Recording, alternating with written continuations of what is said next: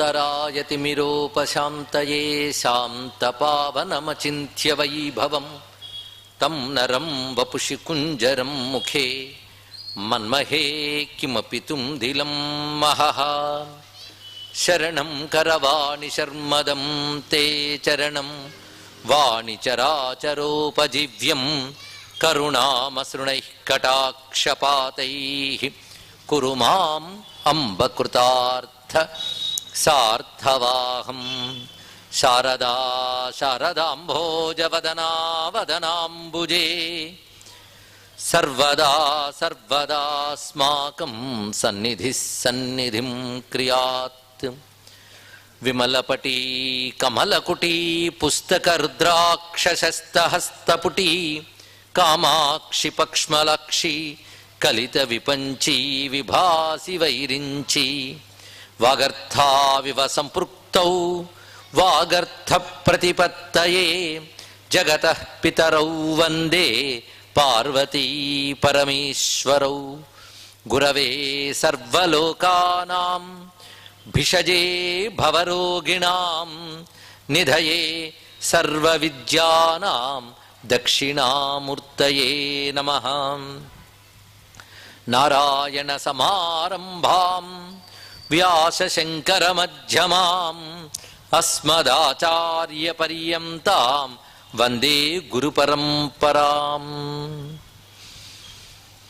चिद्घनाय महेशाय वटमूलनिवासिने सच्चिदानन्दरूपाय दक्षिणामूर्तये नमः वटविटपि समीपे भूमिभागे निषण्णं सकलमुनिजनानां ज्ञानदातारमारात् त्रिभुवनगुरुदेवं दक्षिणामूर्तिमीशं जननमरणदुःखच्छेददक्षं नमामि कंदलितबोधमुद्रं कैवल्यानन्दसंविदुन्निद्रं कलये कंचन रुद्रं करुणारसपूर पूरित समुद्रं शिवाय गुरवे नमः शिवाय गुरवे नमः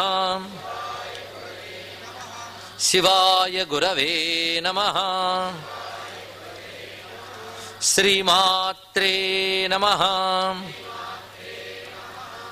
श्रीमात्रे नमः श्रीमात्रे नमः श्री विष्णुरूपाय नमः शिवाय श्री विष्णुरूपाय नमः शिवाय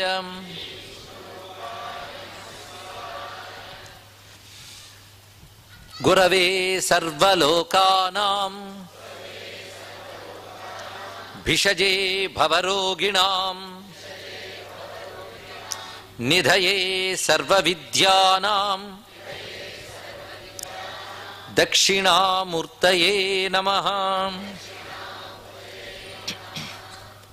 नमो महद्भ्यो ऋषिभ्यो गुरुभ्यो नमः जगद्गुरु स्वरूपమైన సభా సదస్సుకి శవనీయ నమస్సులు సమర్పణ చేసుకుంటూ జగద్గురువుల ఆదిశంకర భగవత్పాదుల వారు ప్రసాదించినటువంటి ప్రకరణ గ్రంథ రూపమైన స్తోత్ర సాహిత్యం దక్షిణామూర్తి స్తవం నిండు రోజున 7వ శ్లోకం వరకు చెప్పుకోవడం జరిగినది.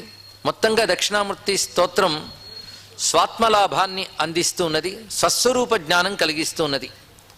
దీని గురించి వివరిస్తూ సురేశ్వరాచార్యులన్న మరికొన్ని మాటలు చెప్పుకుని తర్వాత శ్లోకంలోకి ప్రవేశిద్దాం. స్వేచ్ఛయా సృష్టమావిశ్య విశ్వం యో మనసి స్థితః స్తోత్రేణ స్తూయతే అనేన సయేవ పరమేశ్వరః. ఏ పరమేశ్వరుడు తన యొక్క ఇచ్ఛతో స్వతంత్రముగా తన మాయాశక్తితో విశ్వాన్ని సృజించి అందులో ప్రవేశించి సచ్చిద్రూపుడుగా ఉన్నాడో అతడే మనలో ఆత్మగా ఉన్నాడనే జ్ఞానాన్ని కలిగిస్తున్నది ఈ స్తోత్రం. అయితే పరమాత్మకు ఉన్నటువంటి లక్షణములు అస్థి భాతి, ఇదే మనం సత్ చిత్ అనుకున్నాం. అస్థి ప్రకాశత ఇది వ్యవహార ప్రవర్తతే, వ్యవహారంలో ఇది ఉంది, ఇది తెలుస్తున్నది అనే ఒక జ్ఞానం మనకున్నది.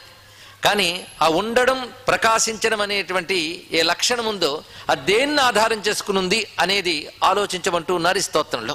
తచ్చ అస్తిత్వం ప్రకాశత్వం కస్మిన్నర్థే ప్రతిష్ఠితం.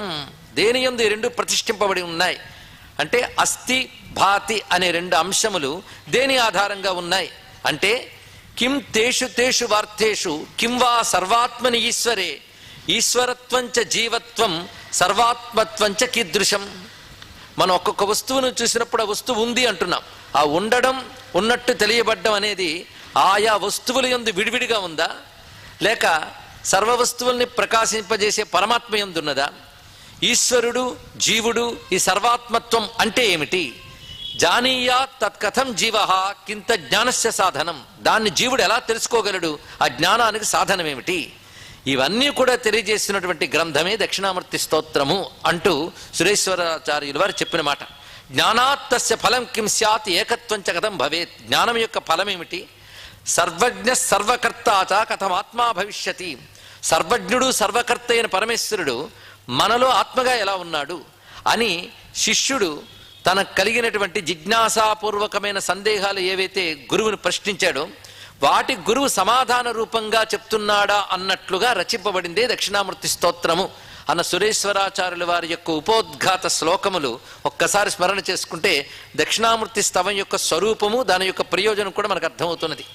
నిన్న చెప్పుకున్న శ్లోకంలో బాల్యాదిష్వపి జాగ్రదాదిషు తథా సర్వాస్వస్థాస్వపి వ్యావృత్తాస్వను వర్తమానమహమిత్యంత స్ఫురంతం సదా స్వాత్మానం ప్రకటీకరోతి భజతాం యో ముద్రయా భద్రయా తస్మై శ్రీ గురుమూర్తయే నమయిదం శ్రీ దక్షిణామూర్తయే. ఆత్మ నుంచి చేతనత్వాన్ని పొందుతున్నటువంటి మనస్సు బుద్ధి ఇంద్రియములు వీటికున్న అవస్థలే బాల్యాది అవస్థలు జాగ్రత్త స్వప్నాది అవస్థలు. వీటిని ప్రకాశింపజేస్తూ ఈ అవస్థలకు అతీతంగా ఏదున్నదో అదే స్వాత్మ యొక్క స్వరూపం. దాన్ని తన యొక్క చిన్ముద్రతో తెలియజేస్తున్న దక్షిణామూర్తికి నమస్కారము. ఇందులో దీనికి అవికారత ప్రకరణము అని భాష్యకారులు పేరు పెట్టారు ఒక్క శ్లోకానికి. అంటే వికారములకు లోనవుతున్నదేది, వికారము చెందనిదేది. వికారములు అంటే రకరకాల రూపములు దాల్చడమే వికారం. బాల్యం, యవ్వనం, వార్ధక్యం, జాగ్రత్త, స్వప్నము, సుషుప్తులు వీటిని వికారములు అంటారు. వివిధ రూపములు ధరించడమే వికారం. ఈ వివిధ రూపములు ధరించుతూ ఉన్న వికారముల యందు ఎప్పుడూ మారకుండా ఒకేలా ఉన్నటువంటి ఏ తత్వం ఉందో దాన్ని అవికారి అంటారు. ఇక్కడ అవికారమే ఆత్మ యొక్క తత్వము అని చెప్తున్నారు. ఎందుకంటే బాల్యం యవ్వనంలో కనబడట్లేదు అని వికారములకు కొనసాగింపు లేదు. అది వ్యావృత్తి ఎక్కడికడితో అయిపోతుంది. కొనసాగింపు దేనుకున్నది అంటే అస్థి భాతి అనబడే ఆత్మతత్వానికి మాత్రమే ఉన్నది. దీనిని భగవత్పాదుల వారు అద్వైత మకరందం అనే గ్రంథంలో కూడా తేన తేనహి రూపేణ జాయతే లీయతే ముహు వికారి వస్తు తస్యైషామనుసంధాతృత కుతః. అనుసంధానం అనేది బాల్యంకి యవ్వనానికి అనుసంధానం అంటే రెండు వేరువేరు వికారాలు. అందులో అనుసంధానం అనువృత్తి ఏది అంటే నేను అనబడే అవికార వస్తువే. ఎందుకంటే వికారమునకు అనుసంధానం ఎక్కడుంటుంది? అది జాయతే లీయతే ముహు, కలుగుతోంది పోతోంది. కలుగుతూ పోతున్న వాటికి అనుసంధానం ఎక్కడుంటుంది? కలుగుతూ పోతున్న వాటిలో విడవకుండా ఉన్నటువంటి తత్వం ఉందో అది వికారము లేనిది, అది అనుసంధానం తెలుసుకోవలసినది అంటూ అద్భుతంగా వివరించారు మరొక గ్రంథంలో ఇదే భగవత్పాదుల వారు. ఈ విషయాన్ని మళ్ళీ జాగ్రత్త స్వప్న సుషుప్త్యాదుల యొక్క వివరణ మనకి మాండుక్యోపనిషత్తు చాలా అద్భుతంగా చేస్తున్నది. ఆ అంశాన్నే వివిధ ఉపనిషత్తులు చేస్తున్నాయి. దానిని ఇక్కడ సారభూతంగా మనకు అందించారు శంకర భగవత్పాదుల వారు. అందుకే దక్షిణామూర్తి స్తోత్రం అనేక ఉపనిషత్తుల అధ్యయనం చేసిన అనుభవాన్ని జ్ఞానాన్ని మనకిస్తున్నది. నృసింహతాపని ఉపనిషత్తుకి భాష్యం రచించిన వారు శంకర భగవత్పాదుల వారే. మొత్తం 12 ఉపనిషత్తుల్లో అదొకటి. అక్కడ తంవా ఏతమాత్మానం జాగ్రతి అస్వప్నం అసుషుప్తం స్వప్నే అజాగ్రతం అసుషుప్తం సుషుప్తే అజాగ్రతం అస్వప్నం తురియే అజాగ్రతం అస్వప్నం అసుషుప్తం అవ్యభిచారిణం నిత్యానంద సదేకరసం ఏష చక్షుషో ద్రష్ట శ్రోత్రస్య ద్రష్ట వాచో ద్రష్ట ఇది అంటూ అత్యద్భుతమైన వివరణ నృసింహతాపన ఉపనిషత్తులో చెప్పబడుతున్నది. సంస్కృతంలో చెప్పాం కానీ నిన్నటి వరకు వివరణ ఇచ్చినదే. దానికి ఒక శాస్త్ర ప్రమాణం చెప్పడం కోసం ఇప్పుడు మంత్రాన్ని చెప్పుకున్నాం. ఎందుకంటే చెప్తున్న వ్యాఖ్యానం కానీ ఉదాహరణలు కానీ శాస్త్ర ప్రమాణాన్ని అనుసరించి వెళుతూ ఉంటాయి. అందుకే శాస్త్ర ప్రమాణ వాక్యాన్ని ఇక్కడ మనం చెప్పుకోవడం జరిగింది. తంవాయేతమాత్మానం, ఈ ఆత్మ విషయం గురించి చెప్తూ జాగ్రత్త అస్వప్నం అసుషుప్తం, జాగ్రత్త అవస్థలో స్వప్నము గాని సుషుప్తి గాని లేకుండా ఉన్నది, స్వప్నావస్థలో జాగ్రత్త గాని సుషుప్తం గాని లేకుండా ఉన్నది, సుషుప్తి అవస్థలో జాగ్రత్త గాని స్వప్నం గాని లేకుండా ఉన్నది, తురీయావస్థలో జాగ్రత్త స్వప్న సుషుప్తువులు మూడు లేకుండా అవ్యభిచారిణం ఒక్కొక్కప్పుడు ఒక్కొక్క విధంగా ఉండడం అనే వికారం లేకుండా నిత్యానందం, తురీయావస్థలో ఉన్నటువంటి ఆత్మ యొక్క తత్వము అది నిత్యానంద స్వరూపం, సత్ ఏకరసం, కేవలం సద్రూపమై ఏకరసముగా అంటే అనేకత్వం లేని ఒకానొక కేవల ఆనందరసానుభవంగా ఉన్నటువంటిది. అదే కనులకు చెవులకు ఇంద్రియాలకు కూడా సాక్షీభూతముగా ఉన్నటువంటిది అంటూ చెప్పిన అంశాన్ని మళ్ళీ బృహదారణ్యకంలో నహి ద్రష్టుదృష్టేర్ విపరిలోపో విద్యతే అవినాశిత్వాత్ అంటూ నిత్యద్రష్ట నిత్య నిర్వీకారి అయినటువంటి ఏ వస్తువు ఉందో ఆత్మయే అదే నా యొక్క స్వరూపము అని గురువు తన యొక్క ముద్ర ద్వారా తెలియజేశాడు అనేది ఈ శ్లోకంలో మనం గ్రహించుకుంటూ ఉపనిషద్వాక్య ప్రమాణములు కూడా ఒక్కసారి చెప్పుకున్నాం ఇక్కడ. దీన్ని బట్టి ఈ శ్లోకముల నెపంతో ఎన్ని ఉపనిషత్తులు మననం చేసుకున్నామో అని ఒక తృప్తి ఇక్కడ శ్రోతలకు కలగడం కోసం ఉపనిషద్వాక్య స్మరణ కూడా ఒకసారి జరిగింది. ఇప్పుడు 8వ శ్లోకంలోకి ప్రవేశిస్తున్నాం. విశ్వం పశ్యతి కార్యకారణతయా స్వస్వామి సంబంధతః శిష్యాచార్యతయా తథైవ పితృపుత్రాధ్యాత్మనా భేదతః స్వప్నే జాగ్రతి వా యయేష పురుషో మాయా పరిభ్రామితః తస్మై శ్రీ గురుమూర్తయే నమ ఇదం శ్రీ దక్షిణామూర్తయే. ఈ శ్లోకంలో కూడా జగద్గురువులు చూపించిన శిల్పం చాలా అత్యద్భుతమైనది. మనకు 6వ శ్లోకంలో రాహుగ్రస్త దివాకరేందు అనేటువంటి శ్లోకంలో యోభూత్ సుషుప్త పుమానని సుషుప్తి అవస్థ గురించి తెలియజేశారు. ఈ శ్లోకంలో స్వప్నే జాగ్రత్తివా అంటూ స్వప్న జాగ్రత్త అవస్థల గురించి కూడా ప్రస్తావన చేయబడుతున్నది. ఈ రెండిటి యొక్క అనుసంధానం మధ్యలో 7వ శ్లోకంలో మనకు చూపించారు. పైగా విశ్వం పశ్యతి అని ప్రారంభమవుతోంది ఈ శ్లోకం. అసలు ప్రథమ శ్లోకం కూడా మనకి ఎలా వస్తుంది? విశ్వం దర్పణ దృశ్యమాన. ఇది ఒక విధంగా అప్పుడు చెప్పిన దాన్ని మరింత స్ఫుటంగా మన హృదయంలో నాటేటట్టు చెప్పిన శ్లోకంగానే భావన చేయాలి. విశ్వం పశ్యతి, విశ్వాన్ని చూస్తున్నాడు. ఎవరు చూస్తున్నాడు? పురుషుడు చూస్తున్నాడు. పురుషుడు అంటే ఇక్కడ జీవుడు అని అర్థం, అంతే మగవాడని అర్థం కాదండి. నవద్వారే పురేదేహే శేతే ఇది పురుష. నవద్వారాత్మకమైన శరీరం అనే పురమునందు ఉన్నటువంటి జీవుడే పురుషుడు అని చెప్పబడుతున్నది. ఈ పురుష శబ్దం చెప్పగానే స్త్రీలు పురుషులను భేదం కాదు. ఇక్కడ ప్రతివాడు పురుషుడే, శరీరం ఉన్న ప్రతివాడు పురుషుడే. మనుష్యుడు అనగానే కేవలం డూ చెప్పేం కనుక మగవాళ్ళని కాదు కదా అర్థం. మనుష్య జాతి అంతా దానివల్ల తెలియబడుతుంది.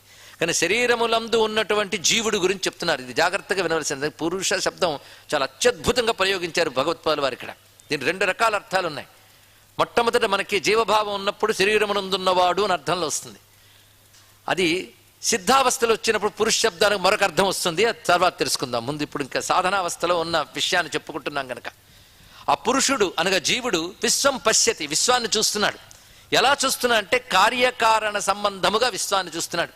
సృష్టిలో ప్రతిదీ కారణము కార్యము, కాజ్ అండ్ ఎఫెక్ట్, ఈ రెండిటిగా మనం చూస్తూ ఉంటాం. అది ఎలాగంటే స్వస్వామి సంబంధత, స్వస్వామి సంబంధత. స్వం అంటే తనది అనబడేటువంటి సొమ్ముని స్వం అంటాం. దీని నుంచే తెలుగులో సొమ్ము అని సొంతం అనే మాటలు మనకు వచ్చే స్వం. నాది అనేటువంటి భావం కలవాడబడు వాడు స్వామి, అంటే హక్కుదారుడు స్వామి. ఆ హక్కుగా అనుభవించబడుతున్న వస్తువు స్వం. అంటే భోక్తృ భోగ్యం అనే విషయం ఇక్కడ. అంటే భోగ్యము అంటే అనుభవింపబడుతున్న వస్తువు, అనుభవించేవాడెవడో వాడు భోక్త. ఆ భోక్త భోగ్యము అనే సంబంధమే స్వస్వామి సంబంధత అన్నారు. ఇక్కడ సృష్టిలో మనకు కనబడుతూ ఉన్నటువంటి వివే భోక్త భోగ్యము. ఒక వస్తువు ఉంటుంది, అది అనుభవించేవాడు ఉంటూ ఉంటాడు. ఇది 2. అదేవిధంగా స్వస్వామి సంబంధత అన్నప్పుడు మరొక అర్థం కూడా చెప్పుకోవచ్చు. సేవకుడు ప్రభువు అనే ద్వంద్వము కూడా కనబడుతున్నది. శిష్య ఆచార్యతయా, శిష్యుడు ఆచార్యుడు. తథైవ అదేవిధంగా పితృపుత్రాది ఆత్మనా భేదత. పితృపుత్ర అంటే తండ్రి కొడుకు, ఇవి కారణ కార్య రూపములుగా ఉంటాయి. తండ్రి కారణమైతే కొడుకు కార్యమవుతున్నాడు, అలాగే గురువు కారణమైతే శిష్యుడు కార్యమవుతున్నాడు. అలాగే స్వస్వామి సంబంధతలో కూడా యజమాని కారణమైతే సేవకుడు కార్యమవుతున్నాడు. అంతేకాదు చిత్రంగా ఎవరికి కార్యమో ఎవరెవరికి కారణమో కూడా చెప్పలేని అవస్థన్నదట. దీన్నే సాపేక్ష దృష్టి అని అంటారు. ఇక్కడ అపేక్ష సిద్ధాంతం. అందుకే దీని పేరు అనపేక్షతా ప్రకరణము అని పేరు పెట్టారు. ఇందులో చెప్తున్నదంతా ఆపేక్షికము అనేటువంటి ఒకనొక జీవుడికి సహజమైనటువంటి భౌతిక దృష్టి గురించి వివరణ చేస్తున్నారు ఈ శ్లోకంలో. ఆపేక్షిక దృష్టి. ఆపేక్షికము అంటే ఒకరిని అపేక్షించి ఇంకొకరు ఉంటూ ఉంటారు. అంటే సేవకుడు అనేవాడు ఉంటేనే యజమాని అనేవాడు ఉన్నాడు, యజమాని అనేవాడు ఉంటేనే సేవకుడు అనేవాడు ఉన్నాడు. అదేవిధంగా భోగింపబడుతున్న వస్తువు ఉన్నది అంటే భోగించేవాడు కూడా ఉన్నాడు, భోగించేవాడు అనేవాడు ఉన్నాడు కనుక అతని చేత భోగింపబడుతున్న వస్తువు ఉన్నది. అలాగే శిష్య ఆచార్య, వాడు ఆచార్యుడు అయ్యాక వీడు ఆచార్యుడు ఎందువల్ల అయ్యాడు? శిష్యుడు అనేవాడు ఉండడం వల్లే అని ఆచార్యుడు అయ్యాడు. ఈయన శిష్యుడు ఎలా అయ్యాడు? ఆచార్యుడు అనేవాడు ఉండడం వల్ల అయ్యాడు. ఇప్పుడు ఏది కార్యం ఏది కారణం చెప్పండి ఇక్కడ. కనుక ఒక్కొక్కప్పుడు ఇది కారణంగా అది కార్యమవుతోంది, అది కారణంగా ఇది కార్యమవుతుంది. ఈ విధంగా కార్యకారణతయా అని చెప్పారు ఇక్కడ. ఈ సిద్ధించడం అనేది ఎవరి వల్ల ఏమిటి అని చెప్పలేం. ఇది పరస్పర అపేక్ష అంటారు ఇక్కడ దీన్ని. పరస్పర అపేక్ష, ఒకదాన్ని మరొకటి అపేక్షిస్తోందని అర్థం. కానీ శిష్యభావం గురుభావాన్ని అపేక్షిస్తోంది, గురుభావం శిష్యభావాన్ని అపేక్షిస్తుంది. ఇలా సృష్టిలో మనం చూస్తున్న అన్ని పరస్పర అపేక్షలతో ఉంటాయి. దీన్ని పరస్పర సాపేక్షము అనే మాట కూడా కనబడుతున్నది లోకంలో కూడా. ఇది పితృపుత్రాది అని చెప్పాడు. ఆది అంటే ఇలాంటి జంటలు మీరు ఎన్నైనా చెప్పుకోవచ్చు, భార్యాభర్త. ఇంకా లోకంలో ఉన్నటువంటి అనేకములన్నీ కార్యకారణ సంబంధాలతోనే ఉంటాయి. కనుక లోకాన్ని మనం ఎలా చూస్తుంటామంటే ఈ కార్యకారణ సంబంధం చేత చూస్తాం. ఈ కార్యకారణ సంబంధం చేత చూడబడుతున్న విశ్వము సోపాధిక దృష్టిది. ఉపాధులు బట్టి చూస్తున్నాం. గురువని ఒక ఉపాధి, శిష్యుడనే మరొక ఉపాధి, ఇది చూస్తున్నాం. అంటే అప్పుడే ద్వంద్వములు వస్తున్నాయి. కానీ ఆత్మ యొక్క స్వరూపమేది, దానికి ద్వంద్వము లేదు, అది ఏకమే. అందుకే ఆత్మది నిరపేక్షం అంటాం, లోక విషయముల్ని సాపేక్షం అని అంటాం. ఇక్కడ అది నిరపేక్షం అని చెప్పబడుతున్నది. ఇప్పుడు మనం తెలుసుకోవాల్సింది దేన్ని? దక్షిణామృత స్తోత్రం ద్వారా ఆత్మతత్వమే తెలియబడాలి. అంటే నా యొక్క అసలు స్వరూపమేది? నిరపేక్షమైన ఆత్మతత్వమే. కానీ ఇంద్రియాదుల ద్వారా లోకాన్ని గ్రహిస్తూ లోకం సత్యమని అనుకోవడం చేత ఈ కార్యకారణ బంధములు ఏర్పరచుకుని ఈ ద్వంద్వములుగా చూస్తోంది. ఇలా రెండు రెండుగా చూడడము, ఈ జంటలుగా చూడడం అనేది ఏ దశలో ఏ అవస్థలో సాధ్యమవుతోంది చెప్పండి? స్వప్నే జాగ్రత్తివా అన్నాడు ఇక్కడ. స్వప్నమునందు జాగ్రత్తమునందు కూడా అన్నాడు. అయితే సుషుప్తి గురించి చెప్పేటప్పుడు తెలియబడట్లేదు ఆత్మ అన్నాడు ఇక్కడ. అంటూ ఒక మాట వేశాడు, మాయా సమాచ్ఛాదనాత్. గుర్తుందా? 6వ శ్లోకంలో గుర్తు చెయ్యాలా? రాహుగ్రస్త దివాకరేంద్రు సదృశో మాయా సమాచ్ఛాదనాత్ అక్కడ చెప్పారు. సుషుప్తి అవస్థ గురించి చెప్పినప్పుడు మాయా సమాచ్ఛాదనాత్, మాయ సంపూర్ణముగా కప్పివేయడం చేత, అంటే ఆవరణ అనబడే మాయా ధర్మాన్ని అక్కడ చూపించారు. ఇక్కడేం చెప్తున్నారు? మాయా పరిభ్రామిత అన్నారు. పదం ఎంత జాగ్రత్తగా వేసేది చూడండి. పరిభ్రమణం అంటే తిరుగుడు. ఆ తిరుగుడు మామూలు కాదు, తెగ తిరుగుడు అనమాట. తెలుగులో ఇంత చక్కగా చెప్పొచ్చు తెగ తిరుగుడని.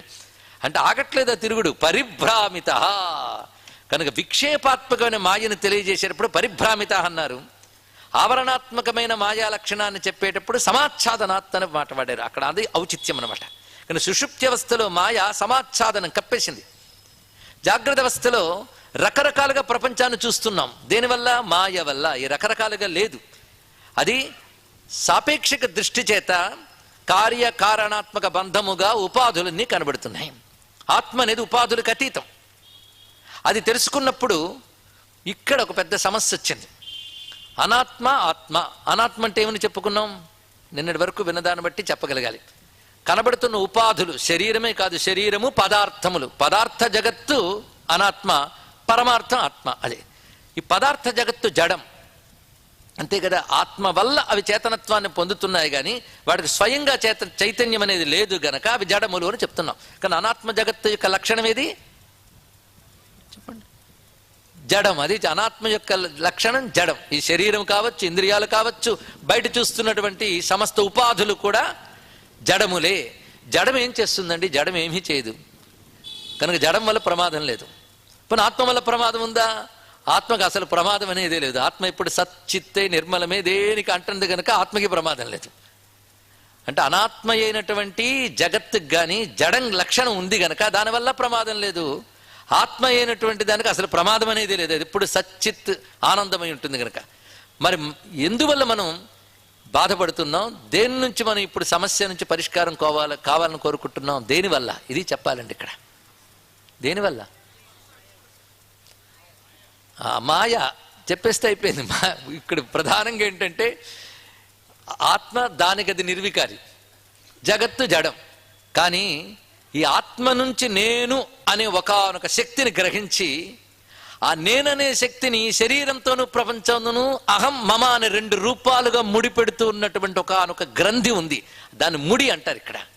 ఆ ముడి పేరే అజ్ఞానపు గ్రంథి. ఈ గ్రంథి దేనికుంది? ఆత్మకి అనాత్మకి ముడిపెట్టినటువంటి ఆ గ్రంథి పేరు బుద్ధి అన్నారు ఇక్కడ. బుద్ధి అదే అంతఃకరణం అనబడేది. ఈ అంతఃకరణం ఆత్మ యొక్క లక్షణమైన సత్తు చిత్తు అనే దాన్ని తీసుకుంటోంది, ప్రపంచ వస్తువులతో తాదాత్మ్యం చెందుతుంది. ఇది వచ్చింది చిక్కు. కనుక అనాత్మతో అనుబంధం తెచ్చుకుంటూ ఆత్మ నుంచి వచ్చిన నేను ఉన్నాను అనే ముందు చెప్పినటువంటి సదాత్మకం అని ఏది ఉందో, యస్యైవ స్ఫురణం సదాత్మకం, స్ఫురణ సత్, ఆ 2 లక్షణాలు దేనివి? నిన్నటి వరకు చెప్పుకున్న దాన్ని బట్టి మరొక్కసారి చెప్పండి. దేనివి ఆ 2 లక్షణాలు? ఆత్మవి. జగత్తువి కావు, శరీరానివి కావు. నేను ఉన్నాను అనే శరీరం యొక్క లక్షణం కాదు, అది ఆత్మ యొక్క లక్షణం. కానీ శరీరంగా నేనున్నాను అనిపిస్తున్నప్పుడు ఆత్మ యొక్క లక్షణమైన నేను ఉన్నాననే భావాన్ని ఆ 2 లక్షణాలు లేని శరీరాదులతో ముడిపెడుతున్నటువంటి అజ్ఞాన అవస్థ బుద్ధికున్నది. కనుక ఇప్పుడు బుద్ధి తన యొక్క ఆ నేను ఉన్నాననే స్ఫురణ దేని నుండి వస్తుందో ఆలోచించి దానివైపు తిరగగలిగితే తన స్వస్వరూపాన్ని తెలుసుకోగలదు. అది దీని యొక్క పరిష్కారం. అటువైపు తిరగకుండా అనాత్మైన జగత్తును చూసి ఆ సంబంధాలని రకరకాలుగా పెట్టుకుంటూ కార్యకారణ రూపమైనటువంటి సంబంధాలు పెట్టుకుంటూ ఇవి సత్యములను తిరుగుతోంది. దేనివల్ల అంటే అసలు నేను ఉన్నాను అనే సత్ చిత్త యొక్క స్ఫురణ దేనిదో తెలుసుకోలేక ఆ 2 లక్షణాలు లేని అనాత్మ జగత్తే ఉంది, అదే నేను, అది నాది అనే భ్రాంతి ఏర్పడడం చేత ఈ భ్రాంతే మాయ అనిపించుకుంటుంది, మరొకటి కాదు. కనుక ఇందాక ఎవరో మాయ వల్ల అన్న మాట కరెక్టే. కానీ మా యొక్క స్వరూపం మరొక్కసారి మనం చెప్పుకోవడానికి అనాత్మయందు ఆత్మభ్రాంతి, ఆత్మని గ్రహించలేకపోవడము అనేటువంటిది. ఈ భ్రాంతే ఇక్కడ ప్రధానంగా విక్షేపము అనే మాటతో చెప్పబడుతుంది. అదే మాయా పరిభ్రామిత. భ్రమణము భ్రాంతి రెండిటికి అర్థం తిరుగుడేనండి. కనుక భ్రమ అన్నా భ్రమణమన్నా ఏమున్నదండి ఇక్కడ? భయాలలో భ్రమలలో భ్రమణము నా బ్రతుకు అన్నాడు ఒక భక్తుడు. మన బతుకేమిటాయి అంటే భ్రమలలో భయాలలో భ్రమణము అంతే. ఇక్కడ భ్రమ వల్ల ఏర్పడిన భయం, దానితో తిరుగుతున్న పరిభ్రమణం అంతే. ఇక్కడ అది తెగట్లేదు ఎప్పటికీ కూడా ఈ తిరుగుడు. అందుకు ఈ పరిభ్రామిత అనేది మాయ యొక్క లక్షణం అని తెలుసుకుని ఈ కార్యకారణ సంబంధము కల జగత్తు గురించి ఒక్కసారి ఆలోచన చేస్తూ ఈ కార్యకారణములు సాపేక్షములు, అంతేగాని ఇదమిత్తము ఇది కారణము ఇది కార్యమని చెప్పడానికి లేదు. ఇది ఒకదానికొకటి కారణం, మళ్ళీ అదే ఒకదానికి కార్యమవుతున్నది. ఇక్కడ ఈ విధంగా సాపేక్షములుగా ఉన్నది జగత్తులోని ఉపాధులు. అసలు కారణం ఏది? ఇవన్నీ ఉన్నాయనిపించడానికి అసలు కారణం ఏది? అది మొదటి నుండి మనం చెప్తున్నది ఇక్కడ జన్మాద్యస్యత. ఇవన్నీ ఉన్నాయనిపించడానికి అసలు కారణం ఏంటంటే ఉన్న వస్తువు ఒకటి ఉంది, అదొకటి ఉండడం వల్ల ఇవన్నీ వస్తున్నాయి. ఇన్ని కెరటాలు అనిపించడానికి కారణం ఎప్పుడు ఉనికి కలిగినటువంటి సముద్రమే ఆ కెరటాల ఉనికికి అస్తిత్వం. అంతేగాని కెరటాలకు విడియని ఉనికి ఉన్నదా? లేదు. సముద్రము యొక్క ఉనికే కెరటం యొక్క అస్తిత్వం, పరమాత్మ యొక్క యునికే సర్వజీవుల యొక్క అస్తిత్వము. వాళ్ళకంటే అస్తిత్వం లేదు, వాళ్ళ అస్తిత్వం అదే. కనుక అసలు అస్తిత్వం దేనిది? ఎగ్జిస్టెన్స్ బ్రహ్మముది లేదా పరమాత్మది. అదే నా యొక్క స్వస్వరూపం తెలిసిన వాడికి ఈ జగత్తులో ఉన్న ద్వంద్వ రూప బంధములు ఇంక లేవు. అప్పుడు ఆ పురుషుడు వీటిని చూస్తూ ఉన్నప్పటికి కూడా మాయకు చిక్కుబడ్డు అసలు తన ఉనికి స్వరూపం ఏదుందో దాని ఎందు ఉంటాడు. అప్పుడు వాడు పురుషుడు అవుతున్నట్ట. ఇప్పుడు పురుష శబ్దానికి మరొక అర్థం చెప్తున్నాడు.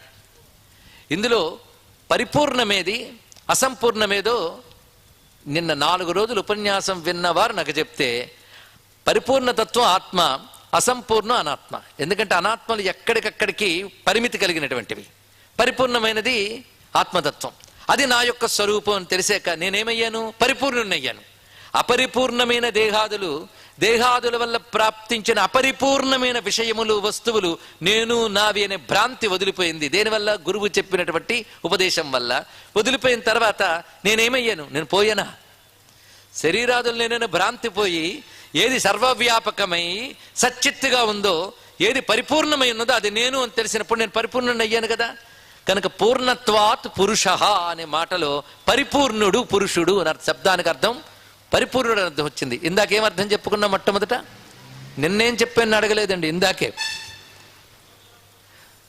దేహమనే పురంలో ఉన్నటువంటి వాడు అన్నాం.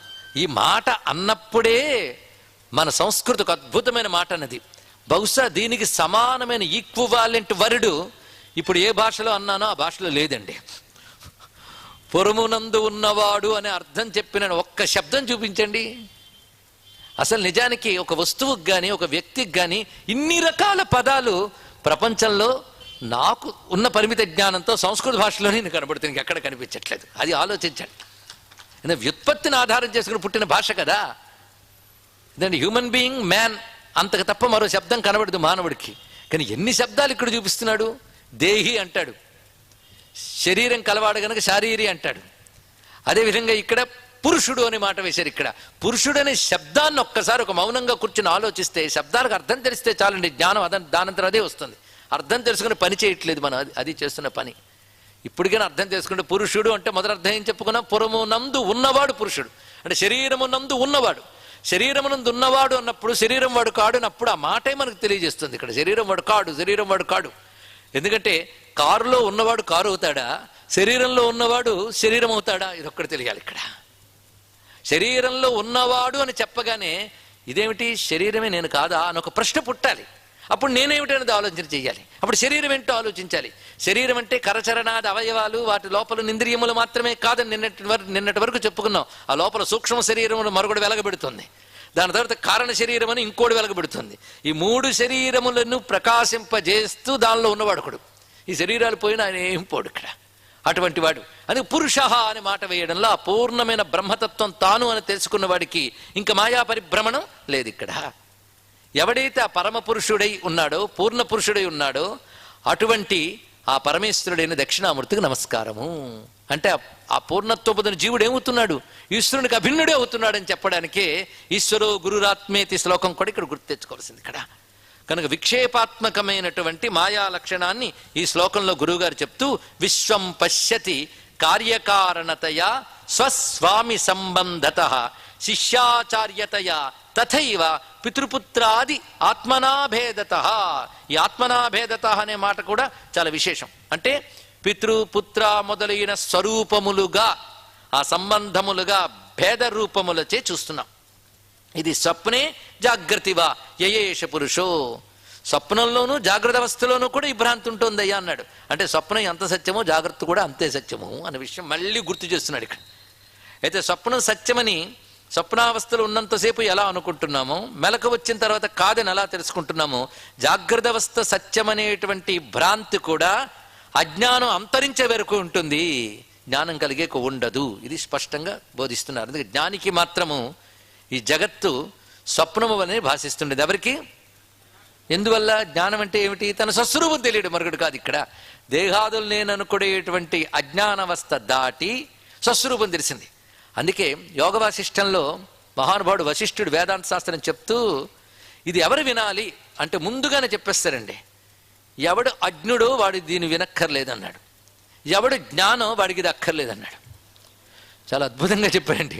అజ్ఞుడు ఇది వినక్కర్లేదు, జ్ఞానికి ఇది అక్కర్లేదన్నాడు. మరి ఎవరికి కావాలి? అజ్ఞత అంటే ఏమిటి అని డెఫినేషన్ ఎక్కడ ఇచ్చాయండి. అజ్ఞాని అంటే మూర్ఖుడని లోకంలో వెంటనే చెప్పేస్తాం.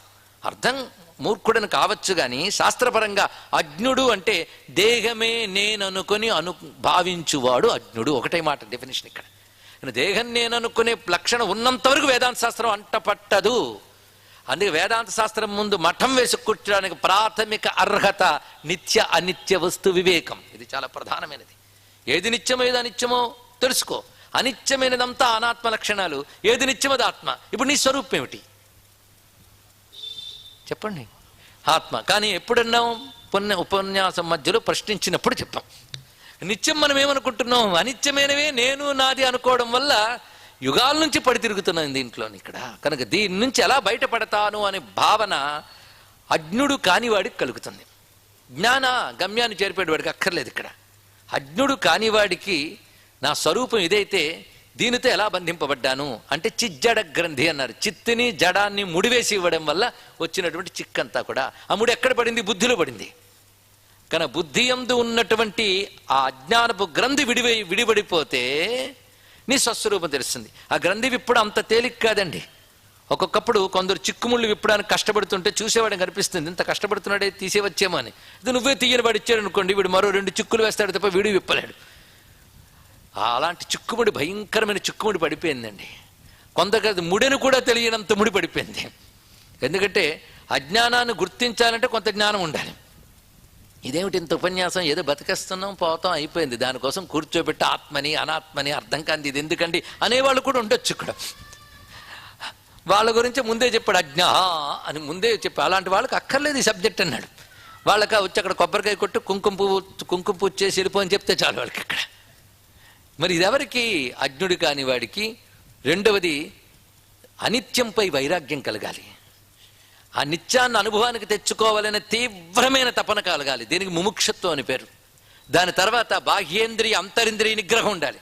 ఇంద్రియ నిగ్రహం లేక ఎప్పటికెప్పుడు రాగద్వేషాలకు లోనవుతూ వీడు నావాడు వీడు పైవాడనే భావాన్ని విడిచిపెట్టకుండా ఉన్నంత కాలం వేదాంత శాస్త్రం వినడానికి అర్హత ఎక్కడుంటుంది? విన్నా ఏమంటబడుతుందండి ఇక్కడ? ఎందుకంటే ఒక పాత్రని గట్టిగా మూత మూసేసి పైనుండి మీరు గంగాజలం ఎంత ఒలకబోసినా లోపలికి ఒక్క చుక్క వెళ్ళదు. మూత తీయాలి. కనుకనే ఇటువంటి సాధనల ద్వారా హృదయం తెరచుకుంటే గురువు చెప్పే ఆత్మబోధ అయినా హృదయంలోకి ప్రవేశిస్తుంది, గంగా అనేది ప్రవహించినట్లుగా. ఇది తెలుసుకోవాల్సిన అంశం.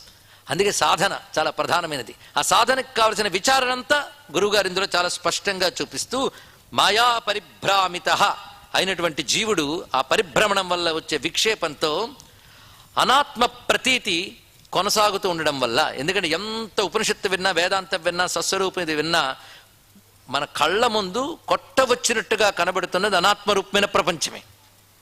అందువల్లనే జడస్వభావమైన అనాత్మకు చిత్స్వభావమైన ఆత్మకు వెయ్యబడిన ముడి ఎప్పుడు పడిందండి? ఇది కూడా ఆలోచించాలి. ఎప్పుడు పడిందని వెతుక్కోవడం కాదు, ఎలా విప్పాలో తెలుసుకో అన్నారు భగవత్పాదుల వారు. ఎప్పుడు పడిందని కాజు కోసం వెతుకుతూ ఉంటే హిస్టరీ తయారవుతుంది కానీ సొల్యూషన్ తయారవుదని చెప్పాడు ఇక్కడ. అందుకే ఎప్పుడు పడ్డాం, ఎలా వేరుపడ్డాం, ఈ ప్రపంచంలో ఎప్పుడు పడ్డాం అంటే ఎన్ని కోట్లు అయ్యాయో మనకి లెక్కలేదండి, ఎన్ని జన్మలు ఎత్తేమో తెలియదు. కనుక దీని నుంచి ఎలా బయటపడాలి అనేది మాత్రమే చూడాలి. ఎందుకంటే గదిలో చీకటి ఉంది, చీకటి పోవాలని దీపం వెలిగించాలి, అంతే తెలుసుకుంటే చాలు. ఈ గదిలో చీకటి ఎన్ని ఏళ్ల నుంచి ఉంది? 100 ఏళ్ల నుంచి ఉందా, 200 ఏళ్ల నుంచి ఉందా, 10 ఏళ్ల నుంచి ఉందా? తెలుసుకుని ఏం చేస్తాం? 2 రోజుల నుంచి ఉన్నా 200 ఏళ్ల నుంచి ఉన్నా పరిష్కారం ఒక్కటే, అప్పుడు దీపం వెలిగించుకోవడం, చీకటిని పోగొట్టుకోవడం, అంతే కదా. 200 ఏళ్ల నుంచి ఉన్న చీకటికి పోగొట్టడానికి ఒక పరిష్కారము, 2 రోజుల నుంచి ఉన్న చీకటికి పోగొట్టుకోవడానికి మరొక పరిష్కారం ఉన్నాయా చెప్పండి? ఎన్నేళ్ల నుంచి ఉన్న పరిష్కారం ఒక్కటే, దీపం వెలిగించడం, వెలిగించిన క్షణంలో చీకటి పోవడం. కనుకనే ఆత్మజ్ఞానమైన జ్యోతి వెలిగించడం, అజ్ఞానమనే చీకటిని తొలగించడం, అంతే పరిష్కారం ఇక్కడ. నువ్వు దాని చరిత్రలు వెతక్కు, పడిందంతే ముడి, ఆ ముడిని విప్పుకో అని. గ్రంథిర్నామ సత్య అసత్య అనిరూపకం అన్నాడు ఇక్కడ. గ్రంథి అనగా సత్యమేదో అసత్యమేదో వేరు చూసి చూడలేని ముడి ఏదో అదే గ్రంథి. దీన్ని గ్రంథి అంటారు.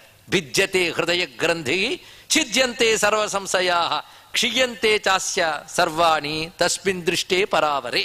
ఆ మాట అక్కడ చెప్పబడుతున్నది.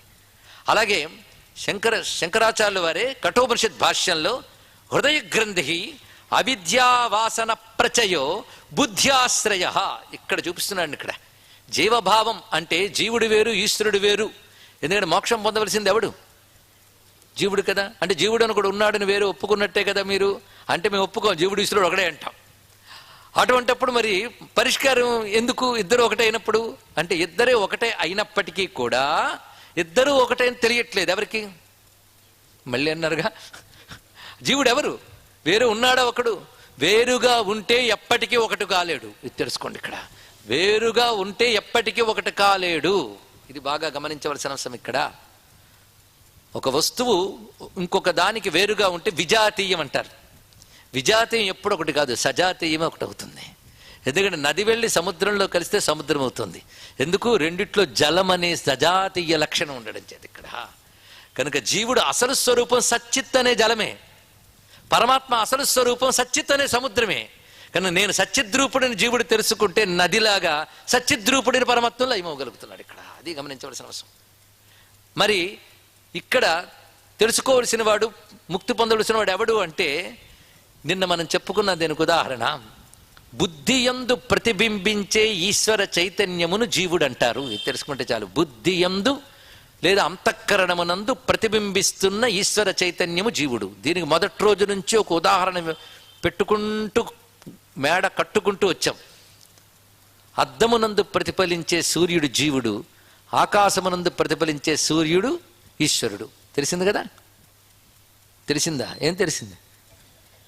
అద్దంలో ప్రతిఫలించే సూర్యుడు జీవుడు, ఆకాశమునందు ప్రతిఫలించే అనకూడదు, ఆకాశమునందు ప్రకాశించే సూర్యుడు జీవుడు. ఇప్పుడు రెండున్నాయా లేదా? ఉన్నాయి. ఎందుకంటే అద్దములో ప్రతిఫలించే సూర్యుడి వల్ల ఒక ప్రయోజనం ఉంది. దాని నుంచి గోడ అన్ని వెలిగిస్తున్నాడు ఎవడు? అద్దంలో ఉన్నటువంటి ప్రతిఫలన రూపు సూర్యుడు. కనుక గోడని వాటిని వెలిగించువాడు అద్దములో ఉన్న సూర్యుడు, ఆకాశమును ప్రకాశింపజేయవాడు ఆకాశములో ఉన్న సూర్యుడు. కనుక ఇద్దరున్నారు కదా. అది ఎలాగైతే ఇద్దరని చెప్పుకున్నామో, అంతఃకరణమునందు ప్రతిబింబిస్తున్న ఈశ్వర చైతన్యాన్ని అంతఃకరణం గ్రహించి తనదైన అంతఃకరణ వికారాన్ని కలుపుకొని ఈ రెండింటిని వ్యవహరిస్తూ జీవుడు ఉంటుంది. కానీ నిజానికి ఆ ప్రతిబింబం ప్రకాశిస్తున్న సూర్యుడి కంటే వేరుగా ఉందా చెప్పండి. ఇక్కడ ఎంతమందేనా? నేను జీవాత్మ గురించి పరమాత్మ గురించి అడగట్లే, అద్దం గురించి ఆకాశం గురించి చెప్తున్నా. ఇక్కడ ఇది సింపుల్గానే చెప్పచ్చు, వేరుగా లేదు కదా. కానీ నువ్వు అద్దంతో కలిపి చూస్తూ వేరుగా ఉందనుకుంటున్నావు. కానీ నిజానికి అద్దంలో ప్రతిఫలించినంత మాత్రాన సూర్యుడు అద్దంలో ఇమిడిపోయాడా చెప్పండి. ఇక్కడ ఇమడలేదు. మీరు అద్దం చూపిస్తే సూర్యుడు అందులో ఒక చోట ఇలా కనబడ్డట్టు కనబడతాడు, కానీ ఇమిడినట్టు కనబడుతున్నాడు కదా. కానీ బ్రహ్మము అవిద్య చేత బంధింపబడి జీవుడు అనిపించుకుంటున్నాడు అన్నాడు ఒక తత్వవేత్త. కరెక్టే అని చెప్పాడు. అవిద్య చేత బంధింపబడితే బ్రహ్మం ఎలా అవుతాడు అని బంధింపబడ్డ కదా అంటే అద్దం ఫ్రేములో సూర్యుడు ఇమిడిపోయినట్లుగా అని తెలుసుకోవాలి. ఇక్కడ అద్దం ఫ్రేములో సూర్యుడు ఇమిడిపోయాడా? ఇమిడిపోయినట్టుగా అన్నాం, అందుకే కానీ ఇమడలేదు. అలాగే బుద్ధి యందు ఆత్మ ఇమిడినట్టుగా కనిపిస్తోంది, కానీ దానికి అంటలేదు. ఇక్కడ బుద్ధి ఆత్మ చైతన్యం గ్రహించి తన యొక్క వికారాలన్నిటి దాన్ని కలబోసుకుని ఆ వికారములతో నేను ఉన్నాను అనుకుంటుంది. అందులో నేను ఉన్నాను అనేది ఆత్మ యొక్క లక్షణం, వికారములు బుద్ధి యొక్క లక్షణం. ఆ రెండు కలిపేసుకుని చూడటం వల్ల చిజ్జడ గ్రంథి ఏర్పడింది అన్నాడు. ఇక్కడ ఇప్పుడు వికారాలు తొలగించు. అందుకు ఒక ఆయన గొప్ప మాట చెప్పాడు, అలలు లేని కొలను ఆత్మ అయితే అల మనస్సు అన్నాడు. ఇదొక్కటి ఆలోచించండి చాలు. ఎంత అద్భుతమైనటువంటి విషయం ఇక్కడ. అల మనస్సు అనగానే అలలు ఎన్నుంటే లెక్కెట్టలేం, కొలనొక్కటే, అలలు ఎన్నో. కనుకనే అలలు వచ్చిన ప్రతిసారి కొలను జ్ఞానం ఉండట్లేదు. అలలు అలలు అలలు అంటున్నాము. అలలు అనేది బహువచనం, కొలను అనేది ఏకవచనం. కానీ అలలుగా నువ్వు చూస్తున్నంతసేపు ఏకమైన కొలను తెలియబడట్లేదు. పైగా అలలుకి అంతు పొంతు ఉందా? ఒకటైన తర్వాత ఒకటి వస్తూనే ఉన్నాయి. ఇక్కడ ఒక అల కంటే మరొకటి విభిన్నంగానే ఉంటుంది. ఇక్కడ ఇది మాయా పరిభ్రామిత, అలా వస్తూనే ఉంది, పోతూనే ఉన్నాయి. ఏమిటి? అలలు. కొలను అలాగే ఉన్నది. ఇక్కడ చూశారు. ఇక్కడ అయితే ఈ అలలు కొలనుకి వేరుగా ఉన్నాయా చెప్పండి? లేవు కదా. కొలను అనేది లేకపోతే అలలకి వేరే అస్తిత్వం ఉందా? కానీ అల ఉందిగా అనడానికి కానీ అల ఉంది అనిపించడానికి కానీ ఆధారం ఏది? కొలనేగా. కనుక ఉంది అనిపిస్తోంది అనే అస్థికి భాతికి ఆధారం కొలను లాంటి పరమాత్మ. అల అనేటువంటిది మనస్సు లేదా అంతఃకరణం. అది ఈ ఆలోచనలు ఇవన్నీ. మరి బుద్ధి అంటే మనస్సు అంటే ఏమిటండి? ఆలోచన తప్ప మరి ఏదైనా అవునా చెప్పండి? మరో వస్తువా? బుద్ధి అనే దాన్ని ఎలా పోల్చుకుంటే ఆలోచన బట్టే, అవునా లేదా? నా మనస్సు అంటే ఆలోచనలు బట్టే, సంకల్ప వికల్పాల బట్టే, వీటి బట్టి చెప్తున్నావు. కనుక ఈ ఆలోచన సంకల్ప వికల్పాలు అలల లక్షణం. అంటే బుద్ధి మనస్సు యొక్క వికారములే, కానీ ఆత్మ యొక్క వికారములు కావు. కానీ ఆత్మ లేనిది ఈ బుద్ధి యొక్క వికారములు కూడా తెలియబడట్లేదు. ఇది ఆలోచించవలసినటువంటి అంశం ఇక్కడ. అందుకే ఏ ఆలోచన లేని స్థితిలో నిన్ను నువ్వు తెలుసుకోగలవు అన్నాడు. ఈ మాట చెప్పగానే ఏ ఆలోచన స్థితి లేనిది అనేది ఏమిటండి అని ఆలోచన మొదలవుతుంది. అది ప్రమాదం. కనుక ఒక ఆలోచనకి రెండవ ఆలోచనకి మధ్యలో ఏ ఆలోచన లేని ఒక సూక్ష్మమైన కాలం ఉంటుందిట. ఇది చాలా కష్టమైన అంశం ఇక్కడ. ఎందుకంటే ఆలోచన వెంటనే ఆలోచన వచ్చేస్తూ ఉంటే ఆలోచన లేని స్థితి గురించి ఆలోచించగలమా చెప్పండి ఇక్కడ? కనుక రెండు ఆలోచనల మధ్యలో ఒక సూక్ష్మమైన విరామం ఉంటుందండి, అత్యంత సూక్ష్మ విరామం. ఆ విరామంలో ఏ ఆలోచన ఉండదు. ఆ స్థితి అసలైన ఆత్మ యొక్క స్థితిట. అది పట్టుకోవడం అంటే సామాన్యమైన అంశం కాదు ఇక్కడ. అని రెండు ఆలోచనల మధ్య స్థితిలో ఆత్మ యొక్క ఉనికి ఉంటుంది. అంటే ఆలోచనల్లో ఉనికి లేదా? ఉదాహరణ ఏకాగ్రంగా విన్నవాళ్ళు చెప్పగలరు. ఆలోచనలో కూడా ఉనికి ఉంది, కానీ ఆలోచన అనేది పైన కనబడ్డం వల్ల ఉనికి అనేది తెలియబడట్లేదు. కానీ రెండు ఆలోచనల నడుమ ఉన్నటువంటి సూక్ష్మ విరామాన్ని పట్టుకోగలిగితే అది నీ యొక్క స్వస్వరూపమైన ఆత్మ. కనుకనే ఆలోచనని క్రియ ఆగిపోయిన కొలను ఆత్మ అయితే, ఆలోచన అల కదులుతూ ఉన్నది మనస్సు అవుతున్నది, లేదా అంతఃకరణ అవుతున్నది. ఇది బుద్ధి యందు ఉన్నటువంటి పరమాత్మ అంటే ఏమిటో గ్రహించగలగారు ఇక్కడ. దీనినే రెండు ఆలోచనల నడిమి కాలాన్ని సంధి అంటారు ఇక్కడ. ఆ సంధి స్థితిలో నీ బుద్ధిని ఏకాగ్రంగా ఉంచడాన్ని సంధ్య అంటారు ఇక్కడ. ఆ సంధి స్థితిలో నీ మనస్సు నిలపగలిగితే, అది మామూలుగా నిలపగలవా? మనస్సు నిలపాలంటే దాన్ని ధ్యానం అంటారు కదా. ఇది మామూలు ధ్యానం సరిపోదు, సమ్యక్ ధ్యానం సంధ్య అన్నారు ఇక్కడ. సమ్యక్ ధ్యానం వేస్తే గానీ సంధి అనే దాన్ని తెలుసుకోలేవు. దీన్ని ఉపనిషత్తు సంధయో రకిల వృత్తిషు అని చెప్తుంది ఇక్కడ. ప్రతి రెండు వృత్తుల నడుమ విరామ సమయం. ఇంత చెప్పిన ఒక చిన్న ఉదాహరణతో దీన్ని అర్థమయ్యేటట్టు చెప్పడానికి దక్షిణామూర్తి అనుగ్రహం వల్ల ప్రయత్నం చేద్దాం. ఒక పూసల హారం తీసుకోండి. పూసల హారంలో మనకు కనబడుతున్నది ఏంటి? పూసలు. కానీ హారం అని మీరు పేరు పెట్టారు అంటే ఆ పూసలన్నిటిని ఆధారంగా ఒక దారం ఉంది, అవునా లేదా? దారం ఆధారంగా ఉంటేనే హారం అనేది తయారైంది. కనుక పూసల హారంలో వాటన్నిటి కలుపుతూ ఉన్నది ఏది? దారం. కానీ మీరు హారం చూస్తున్నంతసేపు దారం కనబడుతుందా అన్నాడు ఇక్కడ. కనబడట్లేదు, చూసారా? అప్పుడు దారం లేదనగలరా? లేదంటారా? ఆలోచిస్తున్నారా అందామా లేదా అని? హారం అనగానే ఇంప్లైడ్ దారం కూడా ఉందని అర్థం. కనబడలేదు కానీ ఒప్పుకున్నారు. అరే, హారంలోనే ఆధారంగా ఉన్న దారం కనబడకపోయినా ఉందని ఎలా ఒప్పుకుంటున్నారో, కనబడుతున్న ప్రపంచానికి ఆధారంగా ఉన్న పరమాత్మను కూడా అలాగే ఒప్పుకోన్నాడు ఇక్కడ. అయితే ఒప్పుకుంటాం కానీ చూసేది ఎలాగా అంటే దానికి ఒక మార్గం ఉందిట. రెండు పూసలను కొంచెం ఎడం చేయండి, దాని మధ్యలో దారం కనబడుతుంది అన్నాడు ఇక్కడ. రెండు పూసలను ఎడమ చేస్తే దారం కనబడ్డట్టు రెండు ఆలోచనల పూసల నడుమ ఆత్మ అనే వస్తువు కనబడుతుంది ఇక్కడ అన్నాడు ఇక్కడ. అయితే దారం ఎక్కడుంది? రెండు పూసల మధ్యలో. రెండు పూసల మధ్యలో కాదు, అన్ని పూసలకు ఆధారంగా ఉంది. నీ అన్ని ఆలోచనలకు ఆధారంగా సచ్చిత్తని స్ఫురణగా ఆధారమైన దారంలా పరమాత్మ ఉన్నాడు ఇక్కడ. ఈ ఆలోచనలకు ఆధారంగా ఉన్న వాడిని చూడాలంటే ఏ ఆలోచన ఉండకూడదు ఇక్కడ. ఆ స్థితి రావడానికే ధ్యానం, ఏకాగ్రం, అంతర్ముఖ స్థితి లభిస్తుంది ఇక్కడ. ఆ దారంగా ఏదో అది నా స్వస్వరూపం. స్వస్వరూపం దారం అయినప్పుడు ఈ పూసలు కాకపోతే మరో పూసలు అల్లుకుంటుంది, పూసలు పోతాయని బాధ ఉండదండి ఇక్కడ. ఈ స్థితి తెలియాలి ఇక్కడ. అందుకే అద్భుతమైన మాట ఆత్మతత్వం, బుద్ధి, ఈ రెండింటికి ఉన్నటువంటి అనుబంధాన్ని మనం తెలుసుకున్నాం.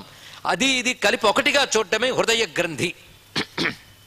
అది అవిద్యావాసన ప్రచయో బుద్ధ్యాశ్రయ అన్నారు ఇక్కడ. అది బుద్ధిని ఆశ్రయించుకుని ఉంటుంది. నా ఆత్మాశ్రయ, అది ఆత్మను ఆశ్రయించుకుని ఉండదు అన్నాడు. చూడండి ఇక్కడ. అంటే భ్రాంతి అనేది బుద్ధికి కలుగుతోంది కానీ ఆత్మకు కలగట్లేదు.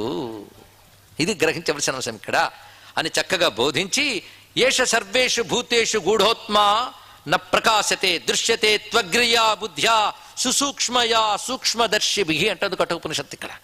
ఎంత చక్కని మాట చెప్పిందంటే, పూసలన్నిట్లో ఉన్నటువంటి దారాన్ని తెలుసుకోవడానికి రెండిటిని విడిగా చేసి చూడడం అనేది ఎంత అవసరమో, రెండు ఆలోచనల నడుమ ఉన్నటువంటి నిర్మలమైన కేవలం ఉనికి మాత్రమైన చైతన్యాన్ని చూడాలన్నా అలాంటి ప్రయత్నం ఒకటి చేయాలి.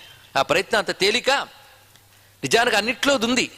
ఏష సర్వేషు భూతేషు గూఢ ఆత్మ న ప్రకాశతే. అందరిలో గూఢముగా ఉన్న ఆత్మ న ప్రకాశతే అంటే తెలియబడట్లేదు అన్నాడు ఇక్కడ. తెలియాలంటే దృశ్యతేతు అగ్రియా బుద్ధ్యా సూక్ష్మయా సూక్ష్మదర్శిభి. ఆ సూక్ష్మదర్శనం చెయ్యగలిగే నైపుణ్యం కలిగిన యోగులు అగ్రియా బుద్ధ్య. అగ్రియ అంటే ఏకాగ్రమే, కొన తేలిన, పదును తేలినటువంటి సుసూక్ష్మమైన బుద్ధితో వాళ్ళు గ్రహించగలరు. ఇది ఎలాంటిదంటే సూదిలో దారం ఎక్కించడం తెలుసు కదండి మీకు. చూశారు? ఆత్మతత్వం తెలియడానికి హారాలు, దారాలు, సముద్రాలు, కెరటాలు, సూదులు కూడా తెచ్చుకోవాల్సి వస్తుంది ఇక్కడ. అయితే ఇవన్నీ దృష్టాంతాలే. దృష్టాంతాలు సిద్ధాంతాలు కావు. సిద్ధాంతం అర్థం చేసుకోవడానికి పనికొస్తాయి, అది తెలుసుకోండి. అందు దృష్టాంతం ఎంతవరకు గ్రాహ్యం అంటే ఏకదేశ గ్రాహ్యం. అది అర్థం చేసుకోవడం వరకు తీసుకోవాలి కానీ అదే దృష్టాంతం పట్టుకుని పరతత్వం తెలుసుకునే వరకు లాగలేం, అక్కడికక్కడే. ఎందుకంటే పరతత్వం వస్తువు కాదు, దృష్టాంతం వస్తువు. అందుకే ఇది వస్తువు కనుక కొంతమేరకు సహకరిస్తుందే తప్ప దృష్టాంతం పూర్ణంగా పరతత్వాన్ని తెలియదు. ఈ చెప్తున్న సత్యమైన ఒప్పుదల కోసం దృష్టాంతం పనికొస్తుంది. కానీ సిద్ధాంతం అనుభవానికి రావాలంటే మాత్రం సాధన సాధన సాధన, మరొకట్లేదు ఇక్కడ. ఏకాగ్రతగా ఉండాలి. అనిత్య వస్తువులు మనసు మీద పడుతున్న ప్రతిసారి దాన్ని పరిహరిస్తూ ఉండాలి. పరిహరించాలంటే దాన్ని అటాచ్మెంట్ తగ్గించుకోవాలి. దాని పేరు వైరాగ్యం, మరొకటి కాదు ఇక్కడ.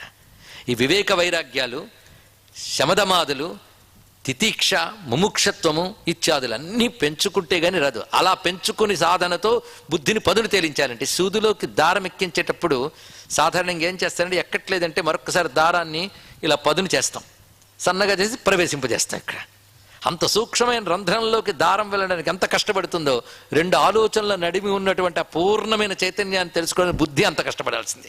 అది అగ్రియా సూక్ష్మయా బుద్ధ్యా అన్నారు ఇక్కడ. అది ఎవరు చేయగలరు? సూక్ష్మదర్శిభి. అందుకే పరమేశ్వర, ఆత్మరూపుడమైన పరమేశ్వర, జగత్తుకి అధిష్టానమైన పరమాత్మ. అధిష్టానం అంటే ఆధారం అండి. ఇందాక చెప్పినట్టు అలలుకి కొలను అధిష్టానం, కెరటాలకి సముద్రం అధిష్టానం, పూసలకి దారం అధిష్టానం. అధిష్టానమే సత్యవస్తువు. అధిష్టం ఆధారం చేసుకుని వెళ్ళిపోతున్నవన్నీ కూడాను అనాత్మలే. అధిష్టానమే ఆత్మవస్తువు. అది నా స్వరూపము. ఇది తెలుసుకోమని చెప్తున్నాడు ఇక్కడ. అధిష్టాన రూపమైన పరమాత్మని తెలుసుకోవాలంటే సూక్ష్మమైన పదును తేలిన బుద్ధికి మాత్రమే సాధ్యం. అది సాధకులు తెచ్చుకోగలరు. హఠాత్తుగా రాదా బుద్ధి? ఏమిటో అంత సూక్ష్మ బుద్ధి నాకు లేదండి అనుకో. దారం లోపలికి వెళ్ళకపోతే ఎలా పదును చేస్తున్నావో, సూక్ష్మబుద్ధి లేదనుకుంటే సూక్ష్మం తెచ్చుకునే ప్రయత్నం చేయి. ఈ శరీరంతో ఉండగా ప్రయత్నం చెయ్యలేకపోతే మళ్ళీ ప్రయత్నం చేయడానికి తగిన ఇలాంటి శరీరాలు వస్తాయని గ్యారంటీ లేదు. కనుక ఇప్పుడే ఈ శరీరం వచ్చినప్పుడే చేయాలి. అయ్యో చెప్పారు కానీ నా వల్ల అవుతుందని అంటే నీ వల్ల కాదు కదా, మళ్ళీ జన్మలు ఎత్తుతావు. మళ్ళీ ఇలాంటి ఉపాధి వస్తుందని తెలుసుకోలేవు. అందుకే ప్రయత్నం చేయి, సాధన చేయి. ఈ రహస్యాన్నే నిశిత ధీదృశ నిష్ఠితాయతే నమశివాయ నటేశ్వరాయ అనడం జరిగింది శివపదం. నిశిత ధీదృశ నిష్ఠితాయ, అది దాని యొక్క పదం. నిశితమైన బుద్ధి అనబడే దృష్టికి నిష్ఠితమై అంటే ఆధారమై సత్యమై కనబడే పరమేశ్వరానికి నమస్కారం అని దాని యొక్క భావం. అది దృశ్యతే త్వగ్రియా బుద్ధ్యా సూక్ష్మయా సూక్ష్మదర్శిభి. అందుకే మనస్సుకే ఈ పని చెప్పాలండి. ఇదంతా ఎవరికి? మనస్సే చేయాల్సిన సాధన, అంతే కదా. మనస్సే ఆత్మ కాదు, కానీ మనస్సే ఆత్మ అనే భ్రాంతి ఉంది. ఆ మనస్సు వల్ల ప్రపంచమే సత్యం అనే భ్రాంతి ఏర్పడింది. కానీ ట్రీట్మెంట్ ఇప్పుడు మనస్సుకే. అందుకే మనస్సుతో పరమాత్మను తెలుసుకోలేవు అని చెప్తూనే మనస్సుతో మాత్రమే తెలుసుకోవాలి అని ఉపనిషత్తు. రెండును గొప్ప చిక్కండి. అంటే సాధన లేనిది, సంస్కారము లేనిది అయిన మనస్సుతో తెలుసుకోలేవు, సాధన చేత సంస్కరింపబడ్డ మనస్సుతో తెలుసుకోగలవు. ఇది దీని యొక్క అర్థం అండి ఇక్కడ ప్రధానంగా. కానీ మనస్సుతో తెలుసుకోగలమంటే అర్థం ఏంటి కదా. అందుకే అగ్రియా బుద్ధ్యా సూక్ష్మయ సూక్ష్మదర్శిభి దృశ్యతే. ఇంత చక్కగా శాస్త్రం చెప్తున్నది. అందుకే మనస్సుకు ఒక దృష్టి అలవాటు అయిపోయింది. దాని పేరు ఉపచీయమాన దృష్టి అంటారు ఇక్కడ. ఆ దృష్టి కాకుండా అపచీయమాన దృష్టి అలవాటు చేసుకున్నాడు. ఉపచీయమాన దృష్టి, అపచీయమాన దృష్టి అంటే ఏమిటో కాదండి. ఇక్కడ ఒక్కొక్క వస్తువుని చూస్తూ ఈ వస్తువు నాకు నచ్చినది, ఈ వస్తువు నాకు నచ్చనది అంటూ ఈ వస్తువులు ఏరుకుంటూ కూర్చునే దృష్టి పేరు ఉపచీయమానం. ఈ వస్తువు అసలు నా స్వరూపం కాదు, ఇది ఆత్మ కాదు అంటూ దాని యందు ఆస్థను, దృష్టిని, అనుబంధాన్ని ఒక్కొక్కటి తొలగించు రాకుంటూ రావడం అపచీయమాన దృష్టి. ఇది అలవాటు చేసుకో. ఈ దృష్టి విడిచిపెట్టి ఆ దృష్టి. కానీ అనాత్మ పరిహారం, ఆత్మవస్తు గ్రహణం అనేదే సాధన, మరొకటి కాదు. ఇక్కడ ఎప్పుడెప్పుడు అనాత్మ వస్తువు వచ్చిందో వెంటనే దాన్ని నా ఇతి అంటూ వెళ్ళవలసిందే. దీన్ని నేతి నేతి అంటారు. ఇక్కడే విశేషమైన అంశము. ఈ విధంగా వివరిస్తూ 8వ శ్లోకం పూర్తయింది. ఇప్పుడు మనం 9వ శ్లోకంలోకి ప్రవేశిస్తున్నాం. ఈ 9వ శ్లోకంలో చూపిస్తున్న అత్యద్భుతమైన అంశం ఏమిటి అంటే సాధనాపరమైనటువంటి అంశం. ఈ పరతత్వాన్ని తెలుసుకోవడానికి ఏ విధమైన సాధన చెయ్యాలి అనేటువంటిది చక్కటి బోధించారు. దీన్ని కొంతమంది ఏమన్నారంటే ఇది ఉపాసనారూపమైన శ్లోకము అన్నారు. ఇక్కడ దక్షిణామూర్తిని ఇంతవరకు మనం జ్ఞానమిచ్చే గురువుగా చెప్పుకుంటూ క్రమంగా ఎటు వెళ్ళిపోయామంటే జ్ఞానమిచ్చే గురువే కాదు, జ్ఞానమే అయినా, జ్ఞానం అనగా ఆత్మరూపుడే అయినా అని తెలుసుకోగలిగాం. కనుక మనం దక్షిణామూర్తి గురువుగా ఎవరిని నమస్కారం చేస్తున్నా పరమేశ్వరుని ఆత్మగా తెలుసుకున్నాం. ఇంతవరకు ఆత్మను తెలియజేయమని పరమేశ్వరుని అంటూ నువ్వే ఆత్మవి అని గ్రహించగలిగాం. ఎందుకంటే ఆయన అధిష్టానంగా ఉన్నది బ్రహ్మమే, అధిష్టానమే ఆత్మను మనం తెలుసుకున్నాం కనుక అతడే అని గ్రహించాం. ఆ గ్రహింపుకి ఆయన ముందు ఉపాసన చేయాలన్నాడు. అందుకే దేవతారాధన వేరు, సగుణ బ్రహ్మోపాసన వేరు. రెండికి చాలా తేడా ఉందండి. దేవతారాధకులు చాలామంది ఉంటారు. అంటే ఫలానా కోరిక కోసం ఫలానా వ్రతం, ధనుర్మాసం అంతా తిరుప్పావి చదువుతాం. ఎందుకు? ఆ సమయంలో విష్ణువుని పూజించాలట. కార్తీక మాసం అంతా శివుడి కోసం దీపాలు వెలిగిస్తాం. అయిపోయింది, పెద్ద సాధకులం, మనకు మోక్షం గ్యారంటీ.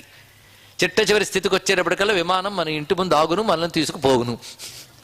కానీ దక్షిణామూర్తి స్తోత్రం చదివితే విమానాలు వెళ్ళే లోకాల్లో పరమాత్మ లేడు, నీలోనే ఉన్నాడు, గట్టిగా ఆలోచిస్తే నువ్వై ఉన్నాడు అని చెప్తుంది ఇక్కడ. అది తెలుసుకునే వరకు మోక్షం లేదంటున్నావు. ఏమిటి చిక్కు అంటే ఇన్నాళ్ళు దేవతారాధన చేసాం. అందుకే ఉపనిషత్తు మాట చెప్తుంది, దేవతని తనకు వేరుగా ఉపాసించేవాడిని పశుబంధురు అన్నాడు. నేనలేదండి ఉపనిషత్తు అంది ఇక్కడ. నేనేమన్నాను దానికి? తనకు వేరుగా అంటే అర్థం ఏంటి? తాను అనబడుతూ. తనకు వేరుగా అంటే నేను దేవుడు ఒకటే, రేపొద్దు నా ఫోటో పెట్టుకుని దండేసుకోవడం కాదు ఇక్కడ. మన మొహాలకు దండాలు కావండి ఇక్కడ. మన మొహాన్ని కూడా ప్రకాశింపజేసే ఆత్మరూపం, దాని ఫోటో లేదు, దండ లేదు. ఆ ఆత్మయే దైవముగా నువ్వు గ్రహించగలగాలి, ఆ పరమాత్మ స్వరూపాన్ని. అది ఉపాసన. అందుకే బ్రహ్మము సగుణ బ్రహ్మము, నిర్గుణ బ్రహ్మము అన్నారు. నిర్గుణముగా ఆత్మరూపుడు ఉన్నాడు, సగుణముగా అంటే విశ్వమునందు తానే అధిష్టానముగా ఉన్నాడు. విశ్వముతో కలిపి ఆయన్ని చూస్తున్నాం. అప్పుడు ఆయన తప్ప విశ్వమంతా మరి విశ్వం వేరుగా లేదు. మిథ్యా సత్యం అంటే పెద్ద భయపడనక్కర్లేదండి. జగన్మిథ్య అంటే జగత్తు బ్రహ్మమునకు వేరుగా ఉందనుకొనుట మిథ్య. జగత్తు బ్రహ్మము తప్ప మరుగుడి కాదు. బ్రహ్మము తప్ప మరుగుడి కాదు అన్నప్పుడు జగత్తులో నామరూపాలు అన్నీ కనబడు, బ్రహ్మమే కనబడతారు ఇక్కడ. ఇది విషయం. ఇది తెలియక జగన్మిథ్య అనగానే ప్రపంచం లేదేమో అనుకుంటున్నారు. ఓ 10 ఆభరణాలు పెట్టారు. ఒక పెద్ద ఆయన వచ్చి అంత బంగారమో అన్నాడు. ఇంకొకరు వచ్చి ఎన్ని నగలు అన్నారు. ఏది కరెక్టు? 2 కరెక్టేనే. నగలెన్నైనా ప్రత్యభిజ్ఞా సిద్ధాంతం గుర్తుపెట్టుకుంటే బంగారమే నగ అవుతుంది అని ఒక్కడు తెలుసుకుంటే ఈ నగ ఆ నగ అన్నిట్లో విడవకుండా ఉన్నదేది బంగారమేగా. అదొక్కడు తెలిస్తే ప్రపంచమంతా పరమాత్మ నుంచి కలిగినప్పుడు పరమాత్మ కంటే వేరే సత్తా ప్రపంచానికి లేదు, వేరే ఉనికి లేదు. పరమాత్మ ఉనికే ఉన్నాడు. ఉనికియే అసలు అధిష్టానం గనక పరమేశ్వరునికి భిన్నముగా లేదు అని తెలుసుకో. ఇది చెప్పినంత తేలిక. అందుకే సాధన చేయి. ఎలా చెయ్యాలి? భూరంభాంసనలో నిలోంబర మహర్నాథో హిమాంశు పుమాన్ ఇత్యాభాతి చరాచరాత్మకమిదం యస్యైవ మూర్త్యష్టకం నాణ్యత్ కించన విద్యతే విమృశతాం యస్మాత్ పరస్మాద్ విభోః తస్మై శ్రీ గురుమూర్తయే నమ ఇదం శ్రీ దక్షిణామూర్తయే. కన్క్లూడింగ్ శ్లోకం అంటారండి దీన్ని ఇక్కడ. ఈ సామాన్యమైన శ్లోకం కాదు, మొత్తం ఇది నవకం అని చెప్పాలి. 10వది ఫలశ్రుతి అనుకున్నాం కనుక నవకం. దక్షిణామూర్తి నవకం. ఇందులో అష్టకమంతా కూడాను స్వరూపము, స్వభావము, సమస్య పరిష్కారము ఇవన్నీ చూపిస్తున్నాడు. ఇక్కడ ఏం చేశాడంటే మొత్తం సమస్య పరిష్కారం కావడానికి కావలసిన చికిత్స చెప్తున్నాడండి ఇక్కడ. మొత్తం 9 శ్లోకాల ప్రణాళిక ఎలా ఉందో ఒక్కసారి ఆలోచిస్తే, మొదటి శ్లోకంలో దర్పణ దృశ్య తుల్యమైన విశ్వము నిజాంతర్గత నీలోనున్నది, బయట ఉన్నట్టు కనబడడం మాయ వల్లనే అని చెప్పడం. రెండవది, బీజంలోనే విత్తనం వృక్షమంతా ఇమిడినట్లుగా సృష్టి ఏర్పడక ముందు పరమాత్మయందే ఉంటూ ఆయన యొక్క మాయాశక్తి చేత వివిధములుగా వ్యక్తమవుతున్నది. ఎందుకంటే బీజం వృక్షంగా కావాలంటే బయట శక్తుల సహకారం అవసరం, నీరు మట్టి ఇత్యాదులు. కానీ పరమాత్మ నుంచి విశ్వం వ్యక్తం అవడానికి బయట వస్తువుల యొక్క సహకారం అవసరం లేదు. అది మరి బీజం నుంచి భూజం అని చెప్పడానికి కారణం ఏమిటి అంటే నిమిత్త ఉపాదాన కారణం కూడా అదే అని చెప్పడానికే చెప్పారే తప్ప సహకారి కారణం బయటది అక్కర్లేదు పరమాత్మకు. ఇక మూడవది, అసత్కల్పార్థమైనటువంటి త్వం అనబడే జీవునికి సంబంధించిన విశ్వమంతా కూడా తద్రూపమైనటువంటి పరమాత్మయందే ఉన్నది. అదే తత్వమసి వాక్యం అంటూ మొదటి 3 శ్లోకములు జగన్మిథ్యా లక్షణాన్ని చెప్తున్నాయి. తర్వాత 4, 5, 6 శ్లోకాలు జీవేశ్వరుడుకున్న అభేదాన్ని చక్కగా ప్రతిపాదన చేశాయి. 7వ శ్లోకంలో ఆత్మ నిత్యత్వము, అనాత్మల యొక్క అనిత్యత్వం, ఇది వ్యావృత్త స్వనువర్తమాన అని చెప్పాడు. ఇవాళ చెప్పుకున్న 8వ శ్లోకంలో ఈ ఆత్మ అనాత్మల సంపర్కం చేతను వచ్చిన సమస్య అంతా వచ్చింది అంటూ రోగ నిదానం అంటారు. రోగ నిదానం అంటే డయాగ్నైజేషన్, ఆత్మనాత్మల సంపర్కం. ఇప్పుడు తర్వాత 9వ శ్లోకంలోకి వచ్చినప్పటికల్లా చికిత్స చెప్తున్నారు ఇక్కడ. ఈ చికిత్స చాలా గొప్పది. దీన్ని ఉపాసనాపరంగా తీసుకుని పరమేశ్వరుడైన దక్షిణామూర్తిని ఉపాసించడం. పరమేశ్వరుడైన దక్షిణామూర్తి అంటే ఎవరండి? శివుడు. శివ ఉపాసన అని చెప్తున్నారు. శివుడు అంటే ఎవరు? ఈశ్వరుడు. ఈశ్వర ఉపాసన అంటే విష్ణువు కాదన్నమాట అని కాదు. వేదాంత ప్రకారం ఒకే ఈశ్వరుడిని శివుడు, విష్ణువు, నిత్యాదులు అంటారు. కానీ ఈశ్వరోపాసన చాలా మనిషికి అవసరం అనేది చెప్తున్నారు ఇక్కడ. ఈశ్వరోపాసన లేకపోతే తరించలేవు. నువ్వు ముముక్షువు అయితే, మోక్షం కావాలనుకుంటే ఈశ్వరుని గురువుగా ఆశ్రయించు, ఆయన తరింపజేస్తాడు.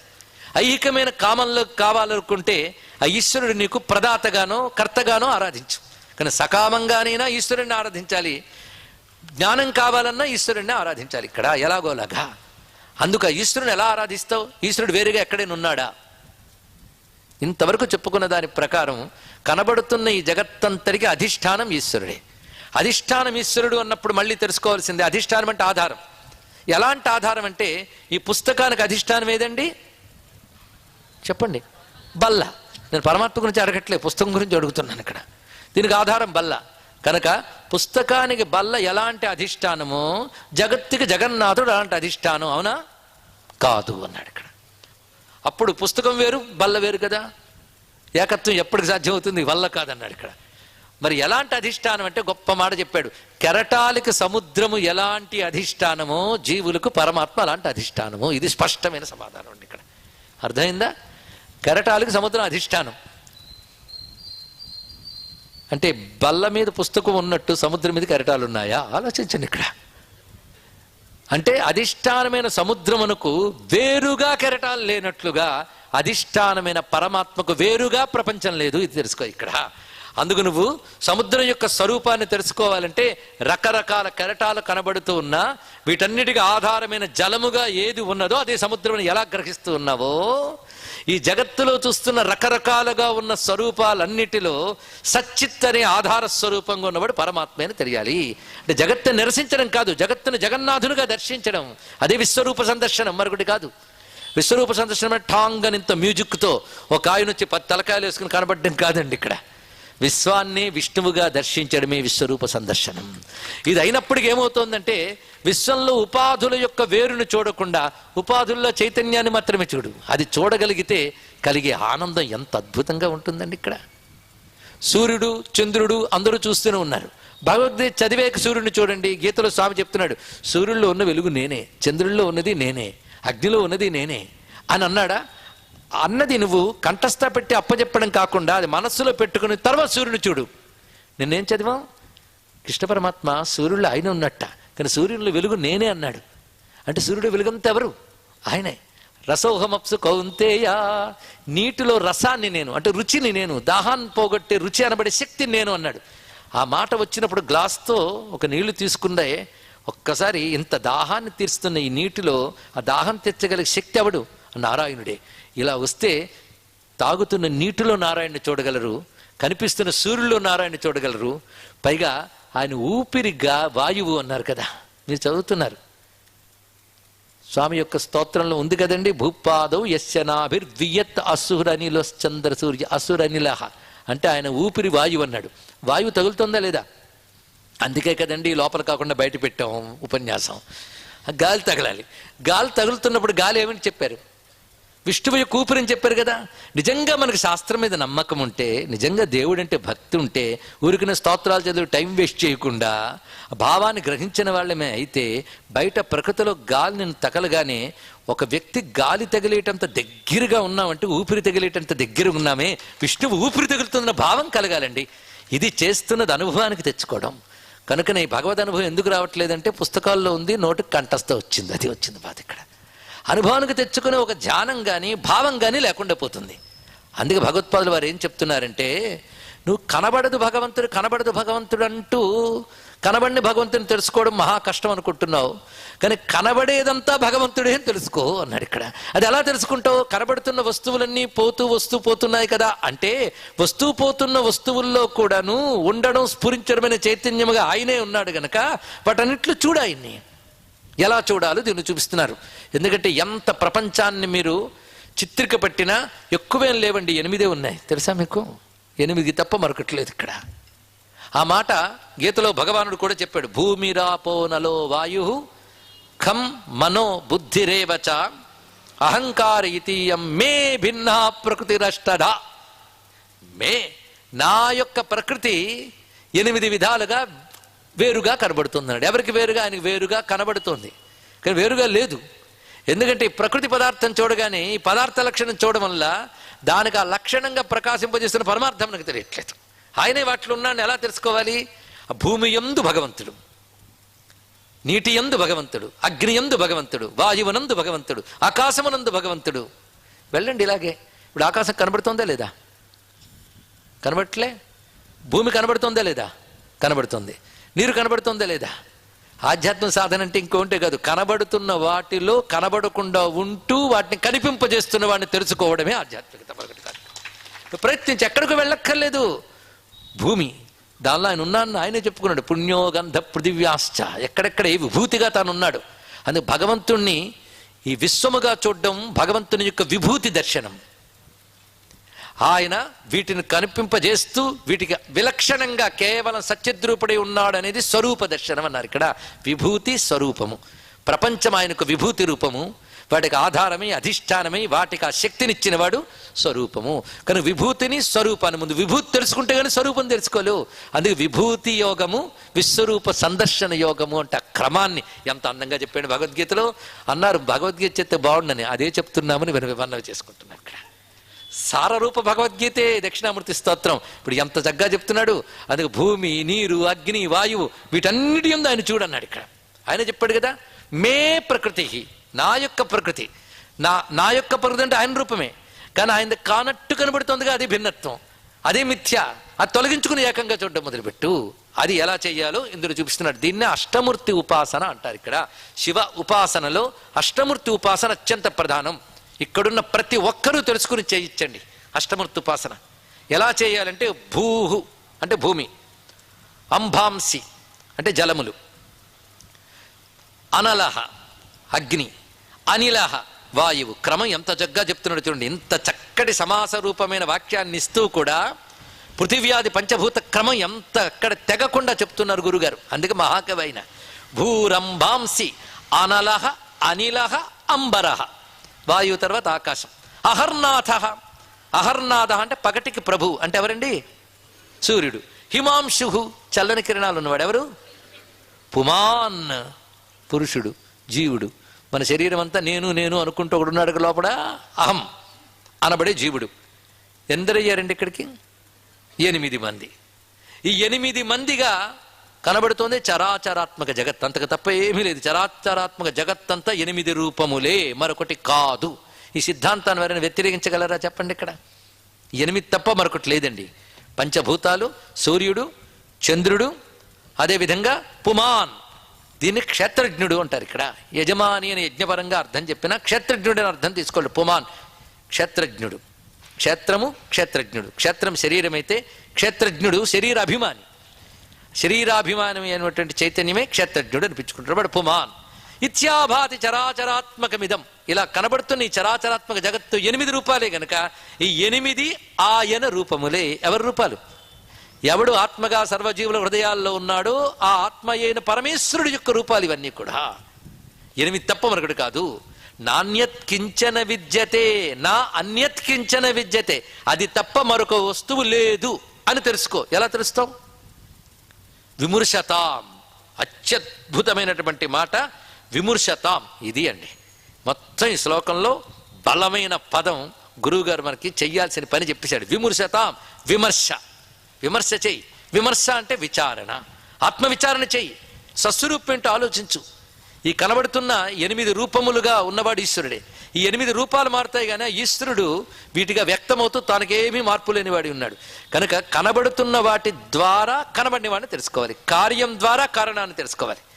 అంటే కారణమే కార్యరూపంలో కనబడుతోంది అని గ్రహించి క్రమంగా కార్యాన్ని విడిచిపెట్టి కారణాన్ని పట్టుకోవాలట.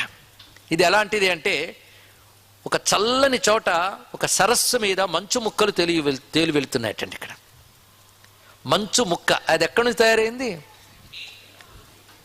ఆ సరస్సు యొక్క జలమేగా.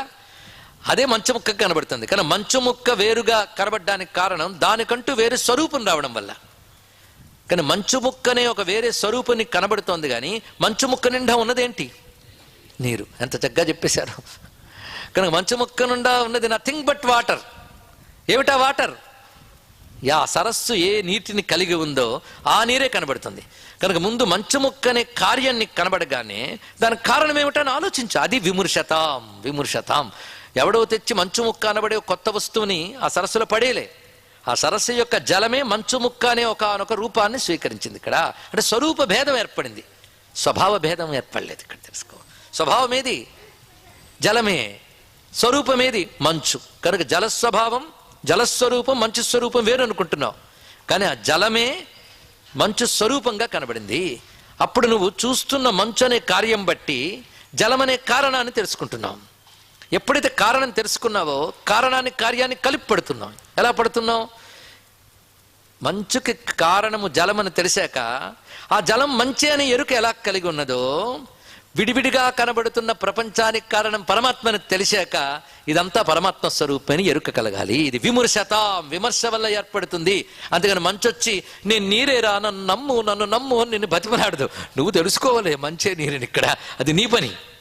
అలాగే కార్యరూపమైన జగత్తు పరమాత్మకు భిన్నము కాదని నువ్వు తెలుసుకోవాలి. ఎలా తెలుసుకుంటా? విమర్శతాం అంటే ఆత్మ విచారశీలురకు, ఇది అర్థం. ఇక్కడ విచారణ అనబడే లక్షణం కలిగినటువంటి వారికి అది నా అన్యత్కించన విద్యతే, ఆయనకు విడిగా లేదు. ఎవరికి? పరస్మాత్, వీటన్నిటికీ అతీతుడైనటువంటి విభోహో, విభుడైన అంటే ఈశ్వరుడు. అంటే కనబడుతున్న 8 మూర్తులుగా ఆయన ఉన్నప్పటికీ 8ంటికి అతీతుడు. ఆయన 8ంటికి అతీతుడై 8 మూర్తులుగా కనబడుతున్న వాడిని మించి ఈ జగత్తులో మరొక వస్తువు లేదు. మత్త పరతరం నాస్తి యత్కించిదస్తి ధనంజయ మయి సర్వమిదం ప్రోతం సూత్రే మణిగణా ఇవ. మళ్ళీ గీతావాక్య ప్రమాణం మనం తెచ్చుకుంటాం. నన్ను మించిన మరో వస్తువు లేదయ్యా ఇందులో. అందుకే నాణ్యత్కించన విద్యతే విమర్శతాం యస్మాత్ పరస్మాత్ విభోహో. విభు అంటే అర్థం ఏంటి? మామూలు రూఢ్యర్థంలో చెప్పుకోవాలంటే వ్యవహారార్థంలో ఈశ్వరుడు అంటే సృష్టి స్థితి నియామకుడైన 8 మూర్తులుగా కనబడుతున్నాడు. అంటే తన కర్మ కొద్దీ కనిపించట్లే, తన ఇచ్ఛతో అలా గోచరిస్తున్నాడు. ఇక్కడ ఆయన వేటిని బంధింపబడ్డ మూర్తులుగా కనబడ్డప్పుడు మూర్తికి పరిమితం అయిపోయాడు. ఆయన తన లీలతో తీసుకుంటున్నాడు.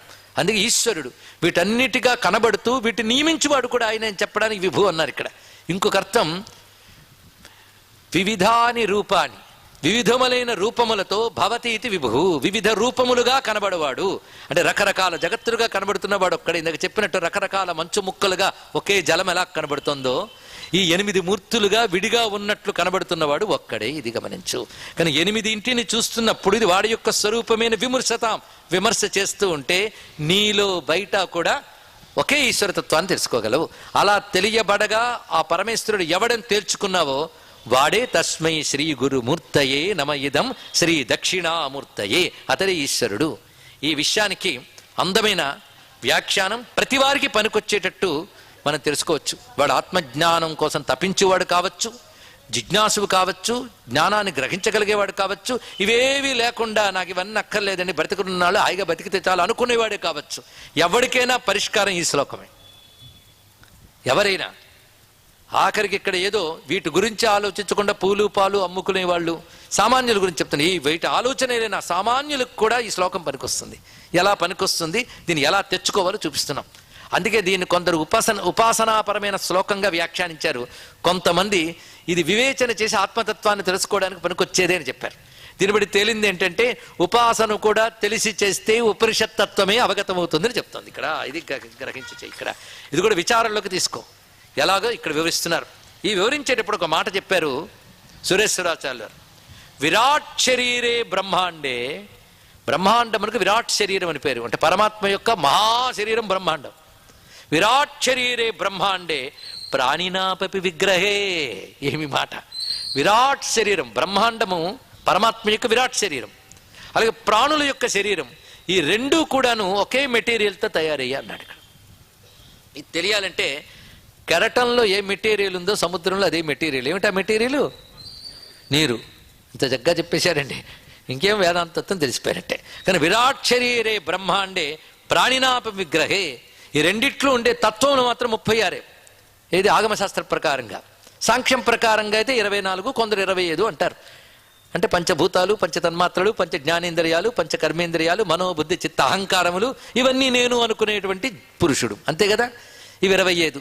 వీటిని ఇంకా విభాగాలు చేస్తూ 36 తత్వాలు చెప్పే శైవాగమాలు, శాక్తేయాగమాలు 36. పోనీ ఏదో దీనిలో మైన్యూట్ డివిజన్సే తప్ప వేరే ఎక్కడి నుంచి రాలేదు అది కూడా. కనుక 36 తత్వాలు అనుకుందాం. ఈ 36 తత్వాలు ఈ శరీరంలో ఉన్నాయి. ఇవన్నీ వివేచనండి. శరీరం ముద్దగా కలిపి తిరిగేస్తున్నాం కానీ ఇందులో పంచభూతాలు, పంచ జ్ఞానేంద్రియాలు, ఈ వివేచన చేయడం చాలా మంచిది. అలా విడివిడిగా ఒక్కొక్కడు చూస్తూ వాటన్నిటి కలుపుతూ ఉన్న చైతన్యం ఏదో తెలుసుకునే ప్రయత్నం చేయాలన్నాడు ఇక్కడ. ఇలా బయట ప్రపంచంలోనూ ఇక్కడ కూడా 36 తత్వములే. అయితే బయట ఉన్నటువంటివి మ్యాక్రో అయితే శరీరంలో మైక్రో. ఇక్కడ ఉన్నది దీని పరిమితి, అక్కడ ఉన్నది అనంతం. కనుక విరాట్ శరీరే బ్రహ్మాండే ప్రాణినాపి విగ్రహే షట్త్రింశత్తత్వ సంఘాత సర్వత్రాప్యనువర్తతే. మళ్ళీ అనువర్తతే అనే మాట వచ్చింది ఇక్కడ. నిన్న జాగ్రత్తగా శ్లోకం వింటే నీవు అర్థం చెప్పక్కర్లేదు. వ్యావృత్త స్వనువర్తమానమహమిత్యంత స్ఫురంతం సత్. విడివిడిగా కనబడుతున్న వాటిలో విడవకుండా ఉన్నది. ఇది ఎలాగో అంటే కాళ్ళు చెయ్యి విడివిడిగా ఉన్నాయా లేదా? రెండు ఒకటి అవుతాయండి? గింజుకున్న కాలితో భోంచేయలేం, దాని స్వరూపం దానిదే. నా తలే నా కాళ్ళే నా ఇష్టం తలతో నడవలేం. కనుక ఇవన్నీ విడివిడిగా ఉన్నాయా లేదా? దేనికదే విడివిడిగా వ్యావృత్తములే, ఎక్కడికి డిస్కంటిన్యూ. కన్ను చూపు అయిపోయింది, చెవి వినికిడి అంతే, దీనికి దాని కనెక్షన్ లేదు, దానిదే దీనిదే, బయట కనబడుతున్న రీత్యా. కానీ కనబడుతున్న శరీరం అంతా విడివిడిగా ఉన్న ఇంద్రియములన్నిటినూ కలుపుతూ నేనబడే ఒక చైతన్యం వ్యాపిస్తుంది. అవునా లేదా? ఏం ఆలోచించానండి అని ఒక్కొక్కప్పుడు మన ఎత్తిన మనం కొట్టుకుంటూ ఉంటాం ఆనందంగా. అంటే బుద్ధికి సంబంధించిన అహంకారం. అలాగే పరిగెత్తు కాలుతో ఏం పరిగెత్తానండి, కాలుకి సంబంధించిన అహంకారం. అంటే తల నుంచి పాదం వరకు నేననే భావం విడివిడిగా ఉన్న వస్తువు ఇంద్రియాల్లో వ్యాపించింది కదా. అలాగే బయట కూడా ఈ 36 తత్వాల్లో కూడా వ్యాపించినది అదే. నీ శరీరంలో కూడా 36 తత్వాలు వ్యాపించినది అదే. అది గ్రహించే పద్ధతిని ఈ శ్లోకంలో చెప్తున్నారు అంటూ ఈ 8 ఎలా పరిశీలించాలో బోధిస్తున్నారు ఇక్కడ. ఇది ఉపాసన విధానం. అంటే పంచభూతాలని, సూర్యచంద్రుల్ని, క్షేత్రజ్ఞుని శివస్వరూపములుగా తెలుసుకో. ఇది మొట్టమొదట. అసలు శివుడు తెలియాలంటే ముందు వీటిని తెలుసుకో అన్నాడు ఇక్కడ. ఇవి శివుడుగా భావించు. భావించడం ఏంటి? శివుడిగా దర్శించు. ఇది ఇంకా బాగుంటుంది ఇక్కడ. శివుడిగా దర్శించడం ప్రారంభించు. ఇది పెద్దవాళ్ళు మనకు చెప్పిన గొప్ప ఉపకారం అండి ఇక్కడ. ఇదొక్క సాధన చేయి తరించిపోతామన్నారు ఉపదేశారంలో రమణుల వారు. జగత ఈషధీయుక్త సేవనం అష్టమూర్తి భృద్దేవ పూజనం. ఇది అద్భుతమైన మాట చెప్పారండి ఇక్కడ. ఇది సారమైన శ్లోకంగా మనం గ్రహించి ఇది ఈయన టేక్ హోమ్ మెసేజ్లకు ఇంటికి పట్టుకెళ్ళిపోతే చాలు. ఇక్కడ జగత ఈషధీయుక్త సేవనం. ఈశావాస్యోపనిషత్తు మొదటి మంత్రం ఏంటి? ఈశావాస్యమిదం సర్వం యత్కించి జగత్యాన్ జగత్. ఈ విశ్వమంతా ఈశ్వరుడి చేత ఆవాస్యమై నిండిపోయి ఉన్నదయ్యా. యత్కించి జగత్యాన్ జగత్. సృష్టిలో ఏ చిన్నదైనా ప్రతిదీ కూడా దానితో నిండిపోయింది అనే తెలివి ఒకటి కలిగి ఉండాలి. అందుకే జగత ఈషధీయుక్త సేవనం. జగత్తు ఈశ్వర స్వరూపమైన బుద్ధితో ఈశ్వరుని సేవించు. కానీ శివ పూజ ఎలా చేయాలి? ఇది బాగా తెలియాలండి. శివ పూజ అంటే నిన్న చేశారండి, కొన్ని గంటలు కూర్చొని అభిషేకం చేశాను, అందుకే నా శత్రువులందరూ నశించిపోతారన్నాడు. అరే శత్రువు మిత్రుడు భేదం ఉంటే ఇంకా శివదర్శనం ఎక్కడ? ఆ ద్వంద్వంలో వదలమనే కదా చెప్తున్నాం ఇక్కడ. అంటే ఇన్నాళ్ళు నువ్వు శివుణ్ణి వేరేగా అనుకుంటున్నావు, నీ శత్రువుని నాశనం చేయడానికి నువ్వు అపాయింట్ చేసుకుని ఒకనొక హీరో అనుకుంటున్నావు ఇక్కడ. నీ పనులన్నీ చక్కబెట్టడానికి నువ్వు నీ పూజలతో కొనేసుకుని ఒక బంటురోతో భగవంతుడు అంటే తెలుసుకో. ఇక్కడ ఎలా చూస్తున్నావు భగవంతుణ్ణి, ఎలా పరిశీలించాలి? ఇది ఇలా పరిశీలించాలి. జగత ఈషధీయుక్త సేవనం. జగత్తు ఈశ్వర స్వరూపమే అనేటువంటి బుద్ధితో సేవించు. అలా జగత్తీశ్వరుడని సేవించాలంటే దానికి మార్గం ఏది? అష్టమూర్తి భృత్ దేవ పూజనం. అష్టమూర్తులు ధరించిన దేవుణ్ణి పూజించు. ఎంత అందమైన మాట అండి. దేవుడు అంటే స్వయం ప్రకాశుడు అని అర్థం ఇక్కడ. స్వయం ప్రకాశ. అదే సచ్చిత్ అనబడేదేదో దానికి దేవ అని పేరు. ఏకో దేవ సర్వభూతేషు గూఢ అంది శ్వేతాశ్వతోపనిషత్. అందరి యందు రహస్యముగా ఉన్నవాడు దేవుడు. దేవుడు అంటే ఇదే అర్థం, స్వయం ప్రకాశ స్వరూపుడు. అది తెలుసుకోవాలి సార్. ఇక్కడ వాడు 8 మూర్తులుగా వ్యక్తమవుతున్నది వాడే. కానీ 8 మూర్తులు ఆ దేవునివే. అష్టమూర్తి భృత్ దేవ పూజనం. అష్టమూర్తులు దాల్చినటువంటి దేవుణ్ణి పూజించు. ఎలాగూ? జగత ఈషధీయుక్త సేవనం. ఇదే విషయాన్ని శివలింగ పూజ గురించి చెప్తూ ఆగమశాస్త్రం కూడా లోకం లింగాత్మకం జ్ఞాత్వా యోర్చయేత్ శివలింగకం అన్నాడు. ఈ లోకమంతా లింగాత్మకమని తెలుసుకుని పూజించు అన్నాడు. లింగం అనే మాటకి అన్నిటి యందు ఏది లీనమయ్యిందో, ఏది అన్నిటి యందు లీనమయ్యిందో అది లింగం. లింగం శబ్దాన్ని మనమే డెఫినేషన్ చెప్పలేకపోతే మన మతాన్ని కూమర్స్ చేస్తున్న పాపాత్ములు చెత్త చెత్త మాట్లాడుతుంటే మన సమాధానం చెప్పలేకపోతున్నాం. పిల్లల ముందు చెప్పాలి. లింగం అంటే ఫిలసాఫికల్ మీనింగ్ ఏమిటి? లీనం. లీయమానమిదం సర్వం బ్రహ్మణ్యేవ లీయతే లయనాల్ లింగముచ్యతే. సర్వజగత్తు యందు ఏది లీనమయ్యిందో, సర్వజగత్తు దేని యందు లీనమయ్యిందో అది లింగం. మాట చూస్తేనే ఎంత బాగుందండి ఇక్కడ. అది ఆత్మ యొక్క పేరు, పరమేశ్వరుడు యొక్క అసలు పేరు లింగం. అందుకే లింగం అంటే గుర్తుని అర్థం కాదయ్యా, లింగం అంటే పరమేశ్వరుడనే అర్థం అన్నాడు ఇక్కడ. ఎలాగర్థము అంటే ఇది. దీనికి ఉదాహరణ ఇందాక చెప్పుకున్నదే, కెరటాలన్నీ సముద్రంలో లీనమై ఉన్నాయి. అవునా లేదో చెప్పండి ఇక్కడ, ఆలోచించి చెప్తారా? కెరటాలన్నీ సముద్రంలో లీనమై, కెరటాల్లో అన్నిటి సముద్రమే లీనమయ్యింది. కనుక అన్నీ దేని యందు లీనమై ఉన్నాయో, అన్నిటి యందు ఏది లీనమయ్యిందో ఆ సచ్చిత్తత్వమే లింగం. ఇది లింగ పూజ అంటే ఇక్కడ. లింగ శబ్దానికి అర్థం తెలుసుకు చేయండి, ధన్యులమైపోతాం. ఇది లింగ పూజ అంటే ఇక్కడ. లోకం లింగాత్మకం జ్ఞాత్వా యోచ్యేత్ శివలింగకం అని చెప్పినటువంటి ఆ మాటకి అష్టమూర్తి భృత్ దేవ పూజనం అని చెప్పిన దానికి తేడా లేదు. కానీ శివుణ్ణి పూజిస్తున్నంతసేపు ఈ అష్టమూర్తులు శివుడే అని పూజించు, ఇది పెద్దలు చెప్పిన మాట. ఎలా పూజించాలి అంటే ఒక్కొక్క భూతమునందు ఉన్న పరమాత్మకు ఒక్కొక్క పేరు చెప్పారండి. ఇక్కడ ఆ పేరు ఆ భూత లక్షణం బట్టి అందులో భగవత్ శక్తిని గుర్తించడం కోసం చెప్పారే కానీ ఇన్నిగా లేడు ఆయన. భూమి యందు ఉన్న శివుణ్ణి శర్వాయ క్షితిమూర్తయే నమః అంటారు. ఇవి తెలుసుకుని రేపు శివ పూజ చేయండి చాలు, 5 నిమిషాలు శివ పూజ చాలండి. అలా గాఢంగా చేయగలిగితే ఆ శివ పూజ మనలో దేవుడుగా ఉన్నవాడిని చూపిస్తుంది. ఇక్కడ శర్వాయ క్షితిమూర్తయే నమః, శర్వ అని పేరు భూమి యందున్న శివునికి. భూమి తర్వాత భూతం ఏంటండి? క్రింద నుంచి పైకి వెళ్తున్నప్పుడు జలం, జలములో ఉన్నటువంటి శివుడి పేరు భవాయ జలమూర్తయే నమః అన్నారు. ఇక్కడ ఎందుకు జలమూర్తికి భవుడని పేరు పెట్టారంటే పెద్ద ఉపన్యాసం అవుతుంది చాలు ఇప్పటికి.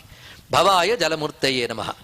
అగ్ని యందున్న శివుడికి రుద్రాయ అగ్నిమూర్తయే నమః. ఇక ఆ తర్వాత వాయువునందున్న శివుడికి ఉగ్రాయ వాయుమూర్తయే నమః. ఇక ఆకాశమునందున్న శివుడికి భీమాయ ఆకాశమూర్తయే నమః. పంచభూతలయేగా.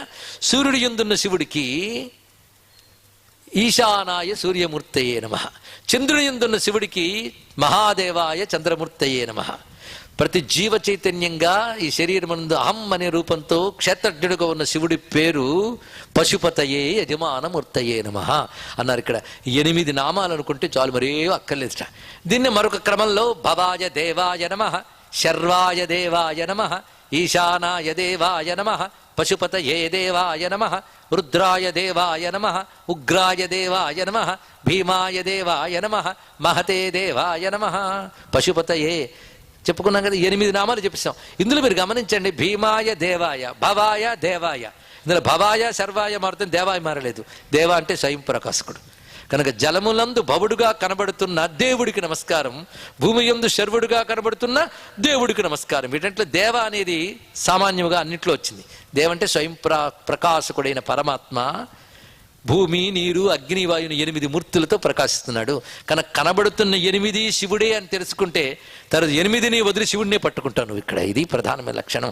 అందుకే అష్టమూర్తి రూపధారి అయిన ఈశ్వరుణ్ణి ఆరాధించడమే నిజమైన సాధనా మార్గము అని అద్వైత సిద్ధులైన రమణుల వారు కూడా ఉపదేశాలలో చెప్పారు. ఆయనకు పూర్వమే ఎప్పుడో కొన్ని 100 సంవత్సరాల క్రితం భగవత్పాదుల వారు దీన్ని ప్రతిపాదన చేశారు. ఆయనకంటే పూర్వమే ఎప్పుడో యుగాల క్రితం వేదం ప్రతిపాదన చేసింది ఈ విషయాన్ని ఇక్కడ మొత్తం.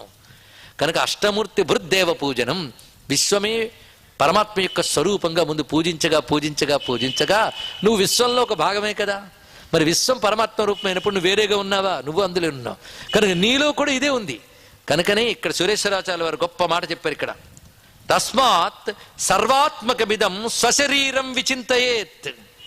నీ శరీరాన్ని అష్టమూర్తి స్వరూపం తెలుసుకుని అష్టమూర్తి రూపుడైన శివుడే నీ శరీరంలో ఆయా ఇంద్రియములు ఎందుకు ప్రవర్తిస్తున్నాడని తెలుసుకో. అది ఎలాగూ అంటే పంచభూతాలు. మన శరీరంలో పంచభూతాలు తప్ప మరో మెటీరియల్ ఉందా చెప్పండి దయచేసి, కొంచెం ఆలోచించి. ఉందా? అంతా పంచభూత వికారాలే. అవి ఎక్కడ ఎలా ఉన్నాయి నేను చెప్పక్కర్లేదు, పడిపోయాడిగా అనుభవమే. అందులో తణుకు వారికి అసలు చెప్పక్కర్లేదు. ఎల్లవేళలా వేదాంత విషయాలు వింటూ ఉంటారు కనుక శరీరం పంచభూతములే. మరి సూర్యుడు చంద్రుడు ఎక్కడున్నారండి? గీతలో ఇచ్చినటువంటి మాట ప్రకారంగా మనోబుద్ధి అహంకార అని చెప్పేశాడు ఇక్కడ. అందులో బుద్ధి రూపమైన చైతన్యం ఒక వస్తువాన్ని తెలుసుకోవడం అనేది. ఇక్కడ కన్ను వలనే మన బుద్ధికి వస్తువుని గ్రహించగలిగే ఒకానొక శక్తి ఉంది. కన్ను కంటే గొప్పది అది. అది మనలో సూర్యుడు. ఇక రెండవది మనస్సు. అది ఎక్కడుంది? మనలోనే. చంద్రమా మనసో జాత కానీ చంద్రుడు మనస్సు. అహంకారం అంటే పొగరని అర్థం కాదు. ఇవన్నీ నేను నేను అనుకుంటున్నవాడు ఒకడు ఉన్నాడుగా.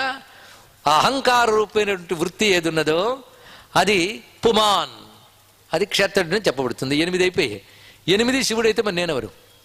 ఇప్పుడు ఇది 8 శివుడు. పంచభూతాలు ఆయన అయినప్పుడు, సూర్యచంద్రుడు అనబడేటువంటి బుద్ధి మనస్సు కూడా ఆయన అయినప్పుడు, అహం రూపమైన పుమాన్ కూడా ఆయన అయినప్పుడు మరి నేనెవడి? శివోహం. అది అష్టమూర్తి ఉపాసన నీవు శివోహం అనే స్థితికి వెళ్ళిపోతుందయ్యా అని చెప్తున్నాడు. ఇది అదే స్వశరీరం విచింతయేత్ అన్నారు సురేశ్వరాచార్యులు మానసోల్లాసంలో. ఎంత అందమైనటువంటి భాష్యం ఇచ్చాడు ఈ శ్లోకానికి. ఇదే చెప్తూ కవి సమ్రాట్ విశ్వనాథ సత్యనారాయణ గారు రామాయణ కల్పవృక్షంలో ఒక మాట అంటారు. పంచభూతములు నిశాకరుడు దివాకరుడు నీ తనుసప్తకంబయేని ఈ శరీరము నీదే.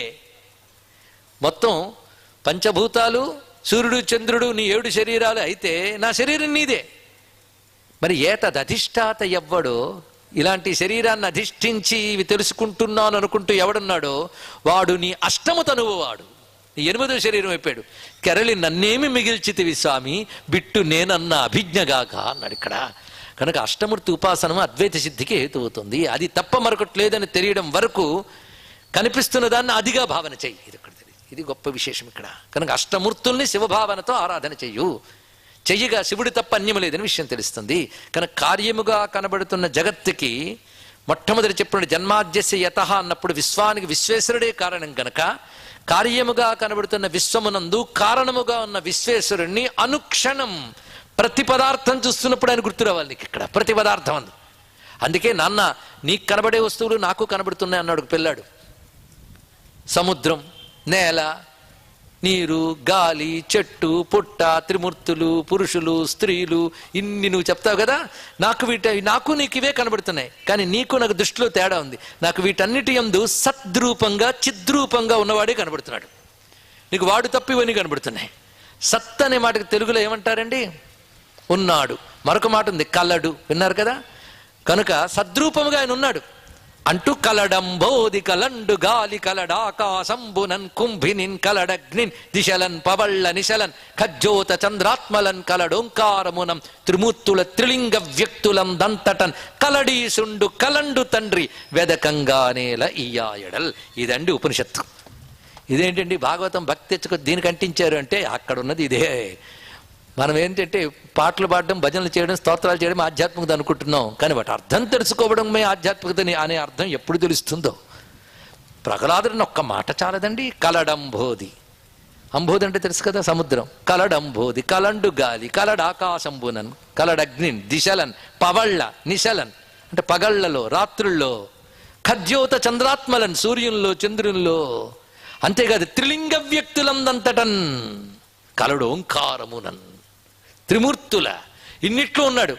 కనుక బ్రహ్మ విష్ణు రుద్రుడు స్త్రీ పుం నపుంసకాది భేదములైన జగత్తు పంచభూతములు సూర్యుడు చంద్రుడు ఇన్ని మారే. కానీ మారకుండా కలడు కలడు కలడు కలడు వస్తున్నది.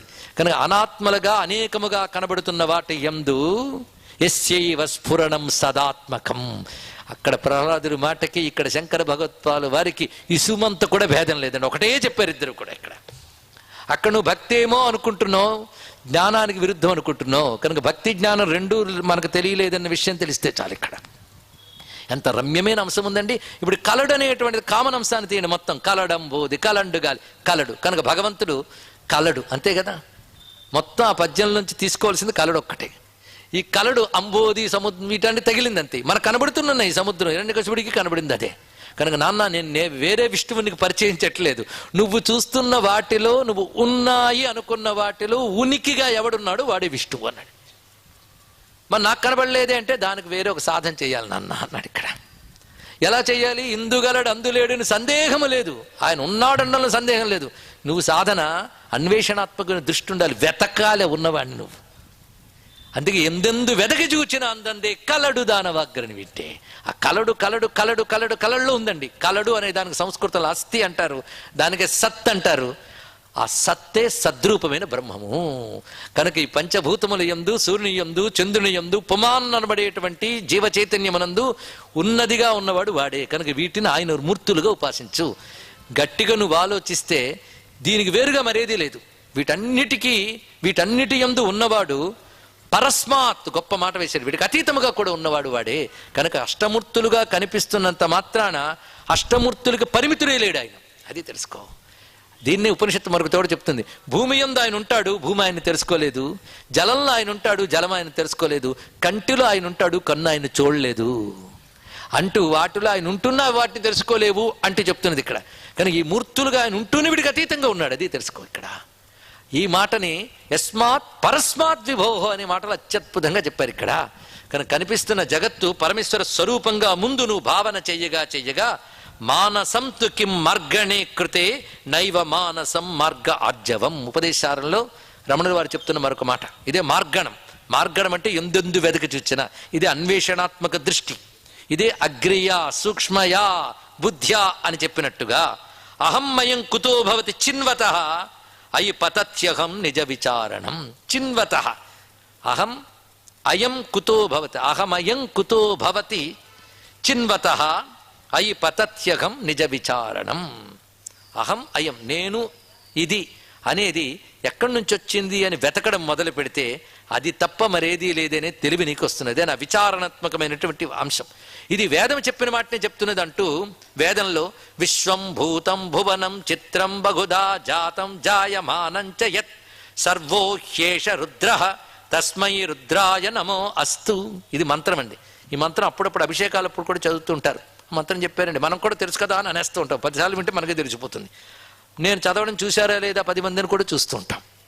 ఎన్ని అహంకారాలు ఎన్ని కనబడతాయో, కానీ అందులో ఏముందో మాత్రం ఒక్కడి చూడ్డు వచ్చింది అదే. కనుక చేస్తున్న వాటికి పరమార్థం తెలిస్తే ముక్తి అదేనండి, లేదా పరమార్థం తెలుసుకుని చేస్తే మోక్షమే. రెండిట్లో ఏదైనా చేయాలి. చేస్తున్న వాటికైనా పరమార్థం తెలుసుకో, పరమార్థం తెలుసుకునైనా చెయ్యు. ఇప్పుడు కాకపోతే ఎప్పటికైనా. ఇన్ని మంత్రాలతో పూజలు చేస్తున్నా, అందులో ఏం చెప్పాడు తెలుసుకోవట్లేదు. ఇందులో ఎంత అందమైన మాట చెప్పాడు. విశ్వం భూతం భువనం చిత్రం బహుదా జాతం జాయమానం చ యత్. ఈ సమస్తమైన విశ్వము కలిగినది, కలుగుతున్నది, కలగబోయేది అంతా కూడాను చిత్రం బహుదా, ఆశ్చర్యకరమైనది, అనేక విధాలుగా ఉన్నది. ఇదంతా కూడా సర్వో హ్యేష రుద్రః, ఇదంతా రుద్రుడే. కనుక అష్టమూర్తి భృద్దేవ పూజలు అంటే ఇదంతా ఈశ్వర స్వరూపమే. ఈశావాస్యమిదం సర్వం అనేది నీకు అనుభవానికి రానంత వరకు భావంలో పట్టుకో. 8 పరమేశ్వరుడే అనే భావం బాగా అలవాటు చేసుకుని ఆరాధన చేస్తూ ఉంటే 8 పరమేశ్వరుడే అంటూ అంటూ చివరికి ఓ మాటకెళ్ళాలి. పరమేశ్వరుడు 8 రూపాలుగా అంటున్నాడు అంటున్నాం కానీ పరమేశ్వరుడు కానిదేది అని తెలుసుకో. ఆయన కానిదేది 8 సంఖ్యకు అందుతాడు ఆయన, దానికి అతీతుడు కూడా ఆయనే అని తెలుసుకో అని ఈ శ్లోకంలో చెప్పారు. శంకరులకు పూర్వమే కొన్ని 100 సంవత్సరాల క్రితం పుష్పదంతుడనే గంధర్వుడు గొప్ప శాస్త్ర పుష్టి కలిగిన ఒక శివస్తోత్రం రచించారండి. మన దక్షిణాపథంలో రుద్ర నమకం అనే వేద గ్రంథాన్ని ఎంత ఎక్కువగా పట్టుకుంటారో ఉత్తరాపథంలో అంటే నార్త్లో ఈ మహిమ్న స్తోత్రం అంత గట్టిగా పట్టుకుంటారు. అక్కడ వాళ్ళు అసలు రుద్రం కూడా చెప్పరు. మహిమ్న స్తోత్రం అక్కడ పరిశీలిస్తే కాశీలో కానీ మధ్యప్రదేశ్లో కానీ పిల్లలు కూడా చదువుతారండి. ఆశ్చర్యం. ఆ మహిమ్న స్తోత్రం గొప్పతనం ఎంతదంటే 1893లో షికాగో సభలో స్వామి వివేకానంద మొట్టమొదటి మాట్లాడినప్పుడు హిందూ మతం గొప్పతనం చెప్పడానికి మహిమ్న స్తోత్రంలోని ఒక శ్లోకాన్ని ఉటంకించాడు మహానుభావుడు. అంత గొప్పది. అది చాలా విశేషం. ఒకప్పుడు రామకృష్ణ సేవా సమితి వారు, రామకృష్ణ మఠం వారు హైదరాబాద్లో అప్పుడు పెద్దవారు పరమార్థానంద అని ఉండేవారు.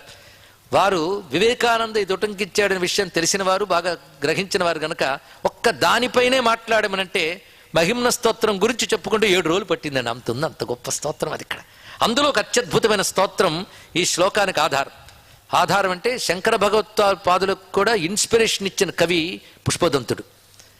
మహిమ్న స్తోత్రం పంథాలోనే సౌందర్యలహరి శివానందలహరి కూడా రచించారు. ఆయనకు స్ఫూర్తినిచ్చిన గ్రంథం కనుక ఆయనేమన్నాడు అనేది విషయాలను తెలుసుకుందాం. త్వమర్కస్త్వం సోమస్త్వమపి పవనస్త్వం హుతవః త్వమాపస్త్వం వ్యోమత్వముధరణిరాత్మా త్వమితి చ పరిచ్ఛిన్నామేవం త్వయి పరిణతాం బిభ్రతిగిరం న విద్మస్తత్వం వయమిహతు యత్వం న భవసి. ఈ శ్లోకం మళ్ళీ మొత్తం ఇప్పటి వరకు చెప్పిన భూరంభాంసనిలో ఉన్న శ్లోకానికి అలా అతుకుతుందండి. త్వం అర్కః త్వం సోమః త్వమపి పవనః త్వం హుతవః త్వమాపః త్వం వ్యోమః త్వము ధరణిః ఆత్మా త్వమితి చ. 8 చెప్పాడు ఇక్కడ. ఇలా నువ్వు భూమివి నీరువు అంటూ పరిమితులుగా చెప్తున్నావు, కానీ ఇలా నువ్వు కనబడుతున్నా నువ్వు అపరిచ్ఛిన్నుడివే అపరిమితుడివే అయినటువంటి వాడవు, నువ్వు కానిదేముందయ్యా అని ఈ శ్లోకం యొక్క భావం. తను కనబడుతున్న ప్రకృతిని పరమేశ్వరుని యొక్క మూర్తులుగా తెలుసుకుంటూ వీటిని కనిపింపజేస్తూ వీటి యందు ఉంటూ వీటి ఉనికిగా తానే ఆధారమై ఉంటూ వీటికి అతీతంగా ఉన్నవాడు ఆయనే. అతనే నాలో ఆత్మగా ప్రకాశిస్తున్నాడు. ఆ మాటకొస్తే పంచభూతాలు నా దేహంలో లేవా? సూర్యచంద్రులు నా దేహంలో లేరు, ఇందాక చెప్పుకున్నాం. కానీ సూర్యచంద్రులు మన దేహంలో ఉన్నారనడానికి ఒక రమ్యమైన మాటను సురేశ్వరాచార్యులు యోగపరంగా చెప్పాడు. ప్రాణాపానౌ శరీరిణాం చంద్రార్కౌ కాలనేతారౌ, చంద్రార్కౌ కాలనేతారౌ ప్రాణాపానౌ శరీరిణాం. సూర్యచంద్రులే కాలానికి కర్తలు, వాళ్లే మన శరీరంలో ప్రాణాపానములు ఉన్నారు. ఈ ప్రాణాపానములు ఉచ్ఛ్వాస నిశ్వాసాలను అనుసరించే మన శరీరం నడుస్తుంది, అవునా లేదా? సూర్యచంద్రులను అనుసరించి టైం ఎలా డిసైడ్ చేస్తావో నీ ఊపిరులు బట్టే నీ ఆయుష్. ఈ ఊపిరులు ఎక్కడ నడుస్తున్నాయి? ఎడా పింగళ అనే 2 నాడుల్లో సంచరిస్తున్నాయి. ఇడానాడి చంద్రనాడి, పింగళనాడి సూర్యనాడి. మరి సూర్యచంద్రులు ఎక్కడున్నారు? ఇక్కడ ఉన్నారు, పంచభూతాలు ఇక్కడ ఉన్నాయి, సూర్యచంద్రులు ఇక్కడ ఉన్నారు. ఇవన్నీ నేను నేను అనుకుంటే అహంగాడు ఎక్కడున్నాడు, వాడు ఇక్కడ ఉన్నాడు. 8 శివుడైతే మరి నేనెవరిని? కనుక ఇవి అందరికీ తెలుసు, ఇవి శివుడని కొందరికే తెలుసు, కొందరికి కూడా తెలియదు. కనుక ముందు 8 శివుడిని ఉపాసన చేయడం మొదలుపెట్టు. నీకు ఆత్మజ్ఞానం తర్వాత 8 శివుడిని ఉపాసన చేస్తే ముందు జరిగేది ఏంటో తెలుసా? 8 శివుడిని పోల్చేశారు కనుక 8 శివమే చేస్తాయి. శివం అంటే శుభం. కానీ ఎవడు పంచభూతాలు, సూర్యుడు, చంద్రుడు, యజమాని అంటే క్షేత్రజ్ఞుడు శివుడే అని ఆరాధన చేస్తాడో ఆ 8 ఇక్కడే ఉన్నా, 8 బయట ఉన్నాయి. కానీ 8 శివుడు అనుకుంటున్నాడు కనుక శివుడు అంటే క్షేమస్వరూపుడు, మంగళస్వరూపుడు కదా, ఆనందస్వరూపుడు. అదే శివశబ్దానికి అర్థం. కానీ 8 శివుడిని పోల్చాం కనుక 8 శివం ఇవ్వడం మొదలు పెడతాయటండి ఇక్కడ. ఇది తెలుసుకోవాలి. కానీ 8టిని శివుడుగా భావించేవాడికి 8 శివం కలిగిస్తాయి. అందుకే ఇదొక్కటి తెలుసుకుంటే చాలు, ఇక్కడ చిన్నపిల్లల నుంచి పెద్దవాళ్ళ వరకు. ఇందాక చెప్పిన 8 నామాలతో రోజు శివుడికి ఒక్కసారి నమస్కారం చేసుకుంటే నీలో ఉన్న పంచభూతాల్లో, నీ ఊపిరిల్లో ఉన్న సూర్యచంద్రుల్లో, నీలో ఉన్న క్షేత్రజ్ఞుడు, ఇవన్నీ శివస్వరూపాలని తెలిస్తే ఇవన్నీ శివమైపోతాయి ఆశ్చర్యకరంగా. బయటవి కూడా అవే కనుక అవి శివమైపోతాయి. కనుక పొద్దున్న లేచి వీధిలోకి వెళ్ళాక బయట 8 లోపల 8 క్షేమంగా ఉంటే చాలు అనుకుని ప్రతి వాళ్ళు జీవిస్తున్నాం. 8 క్షేమస్వరూపుడే శివుడే అని భావన చేసి ఆరాధించారనుకోండి, తప్పకుండా 8 కాపాడుతాయి. కనుక వీటిని శివుడని తెలుసుకున్న వాడికి శివుడు రక్షిస్తాడు అనడానికి ఉదాహరణ ఎవరు? అలాగే ఇదంతా శివుడే, ఇంతటా వ్యాపించిపోయిన వాడు శివుడే. వ్యాపించిపోయిన వాడు అంటే పేరు విష్ణువు. వ్యాపించిపోతే విష్ణువు. కానీ శివుడు అంతటా ఉన్నాడంటే శివుడు వ్యాపించాడే లేదా? కానీ వ్యాపించిన వాడు విష్ణువు, వ్యాపించిందంతా శివుడే గనక శివాయ విష్ణు రూపాయ శివరూపాయ విష్ణువే అన్నారు ఇక్కడ. ఇంత రహస్యం ఉందండి. ఇది ఊరికనే అనే పదం కాదు, భావించవలసింది. అది శ్రీ విష్ణు రూపాయ నమశివాయ అనేది శివకేశవుల మధ్య భేదం చూడకండి అని చెప్పడానికి కాదు. జగత్తుకి జగన్నాథుడికి మధ్య భేదం చూడకు, జగన్నాథుడి జగముగా వ్యాపించి ఉన్నాడు. ఇది దాని యొక్క అర్థం అండి ఇక్కడ. ఇది చింతన చేయి. అలా చింతన చేయడం వల్ల వీడిని నిప్పుల్లో తోసేయండ్రా అని నాన్న అంటే నిప్పులు కూడా పువ్వులై పైకి తేల్చేసేయండి. సముద్రంలో పడిస్తే బయటకు వచ్చాడు. ఎందుకంటే నీటిలో, నిప్పులో, నేలలో, కొండలో, నింగిలో అంతటా ఉన్నది ఆ శివుడే, ఆ పరమేశ్వరుడే అనేది దృఢమైన అనుభవంగా కలిగినటువంటి జ్ఞాని గనక ప్రహ్లాదుణ్ణి 8 ఉన్న శివుడే కాపాడాడు. ఇది అండి రహస్యంగా. ఆ రహస్యం తెలియలేదు ఎవడికి? హిరణ్యకశిపుడికి. అందుకే రక్షణ పొందలేకపోయాడు. ఆఖరి గోటుతో గీరితే చచ్చిపోయాడు. చూడండి ఇక్కడ, అది కూడా బతుకు ఆఖరికి. పోనీ ఆయుధాల గీధాల అంటే అవేవిలో గోరుతో గీరి చచ్చాడు ఇక్కడ. చూడండి ఇక్కడ. అందుకే నన్ను ఎవడేం చేయాలని పెద్ద విర్రవీగే వాళ్ళు చిన్నదాంతోనే పెద్ద చావు చేస్తారు. ఇది తెలుసుకోండి ఇక్కడ. ఎంత గొప్ప కథ చెప్పిందండి. అందుకే పురాణ కథలు ప్రపంచంలో వ్యాపిస్తే ప్రపంచానికి స్టడీ చేయడానికి మరో పుస్తకం అక్కర్లేదండి. అంత గొప్ప విజ్ఞానం మనకి ఇచ్చేశారు ఇక్కడ. అందుకే భూమిరాపోనలో ఆ పదాన్ని ఇక్కడ చక్కగా మనం తెలుసుకున్నాం. మొత్తానికి దక్షిణామూర్తి తత్వం విశ్వవ్యాపకమైన పరమేశ్వరుని ఆరాధిస్తున్నదే. విశ్వవ్యాపకమైన వాడు, విశ్వాతీతుడైన వాడు. ఆయనకు వేరుగా విశ్వము లేదు. ఆయనకు వేరుగా విశ్వం లేదంటే మనం ఎక్కడున్నాం? విశ్వం నుంచి ఎక్కడో బయట కూర్చుని విశ్వాన్ని విశ్వేశ్వరుడు చూస్తున్నామా? ఇప్పుడు మొదట ప్రారంభించుకున్న జీవుడు, జగత్తు, ఈశ్వరుడు, ఈ 3 అనబడే త్రిపుటి సమస్య తేల్చేశాడు. ఇప్పుడు చివరికి వచ్చినప్పటికల్లా జగత్ అంటే అష్టమూర్తులే. నీ శరీరం కూడా జగత్తే, అది అష్టమూర్తులే. అష్టమూర్తులు శివుడైనప్పుడు మరి జీవుడు, జగత్తు, ఈశ్వరుడు ముగ్గురున్నారా? ఉన్నదంతా ఈశ్వరుడే. ఈ జగత్ అనబడే అనాత్మకి, ఆత్మనబడే ఈశ్వరుడికి ముడిపెట్టి మనం కన్ఫ్యూజ్ అయిపోతూ ఉంటే అది కూడా ఈశ్వరుడే అని చెప్పాక తెలుసుకుని జీవుడేమయ్యాడు? వాడు ఈశ్వరుడే. కానీ ఉన్నది ఒకటే తత్వం, ఏకత్వమే. 2 లేదు గనక అద్వైతం అన్నారు ఇక్కడ. దీన్ని విధంగా ప్రతిపాదన చేస్తూ ఎవరైతే ఈ శ్లోకాన్ని అస్య శ్రవణాత్ తదర్థ మననాత్ ధ్యానాచ్చ సంకీర్తనాత్, దీన్ని శ్రవణం చేసిన, దీని అర్థాన్ని మననం చేసిన. శ్రవణం 2 విధార్థులండి, పదార్థం, వాక్యార్థం అన్నారు ఇక్కడ. పదార్థం ఒక్కొక్క పదానికి మీనింగ్ తెలుసుకోవడం, అవన్నీ కలిపి ఒక వాక్యంగా అది ఏం చెప్తుందో దాని ఉద్దేశాన్ని గ్రహించడం. ఇది గ్రహించేటట్టు వినాలి ముందు ఇక్కడ. కానీ వినడం అలాగా తత్ అనగా బ్రహ్మము, త్వమ్మనగా జీవుడు, అసే అనగా ఒకటై ఉన్నారు, అయిపోయింది. ఇది పదార్థమే. కానీ వాక్యార్థం తీసుకోవాలి. తత్వమసి వాక్యంలో త్వంపదాన్ని శోధన చేసుకుంటూ తత్ త్వం అనే మధ్యలో అనాత్మ గ్రంథి అనే అజ్ఞానం దాన్ని పరిహరించితే త్వం తత్తుగా పరిణమించిపోతుంది అనే వాక్యార్థాన్ని గ్రహించాలి. ఇది చెప్తే విన్నాం కనుక శ్రవణం. దాని తర్వాత తదర్థ మననాత్, దాన్ని మననం చేసుకోవాలి. దాని తర్వాత ధ్యానాత్, ఈ ధ్యానాన్నే వేదాంత భాషలో నిధిధ్యాసనము అంటారు ఇక్కడ. నిధిధ్యాసనం అనే పదానికి కూడా నిశ్చయేన ధ్యాతుం ఇచ్ఛా నిధిధ్యాస, నిశ్చయాత్మకమైన ధ్యానం అండి ఇక్కడ. అలాంటి నిశ్చయాత్మకమైన ఒక ధ్యానం ఏదైతే ఉన్నదో దానిని గ్రహించగలగాలి. అది నిధ్యాతుమిచ్చ నిధిధ్యాస అనేది. అటువంటి నిశ్చయాత్మకంగా నిలుపుకోగలగాలి దాన్ని. ఆ నిలుపుకున్న దాన్ని ఏం చేయాలి? నిధిధ్యాస అయిపోతే సిద్ధేనండి. బ్రహ్మమే తాను అనేది విని మననం చెయ్యగా అది తానే అని సాధన వల్ల సిద్ధి పొందిన తర్వాత కీర్తనాత్ అన్నాడు. అరే ధ్యానం తర్వాత కీర్తన ఏంటండి అంటే, సిద్ధి పొందిపోయిన వాడికి కూడాట ఇంకా ఆయుష్ ఉన్నంతకాలం వాడు ఉంటాడు, శరీరం ఉంటుంది, కానీ జీవన్ముక్తుడైపోయాడు. జీవన్ముక్తుడి గురించి చెప్పుకున్నాం కదా. బ్రహ్మమే తాను అని జీవబ్రహ్మైక్య సిద్ధి పొందిపోయిన తర్వాత కూడా శరీరం ఏ ప్రారంధంతో పుట్టిందో ప్రారంధం పోయే వరకు శరీరం ఉంటుంది, శరీరం అనుభవించాల్సి ఉంటుంది.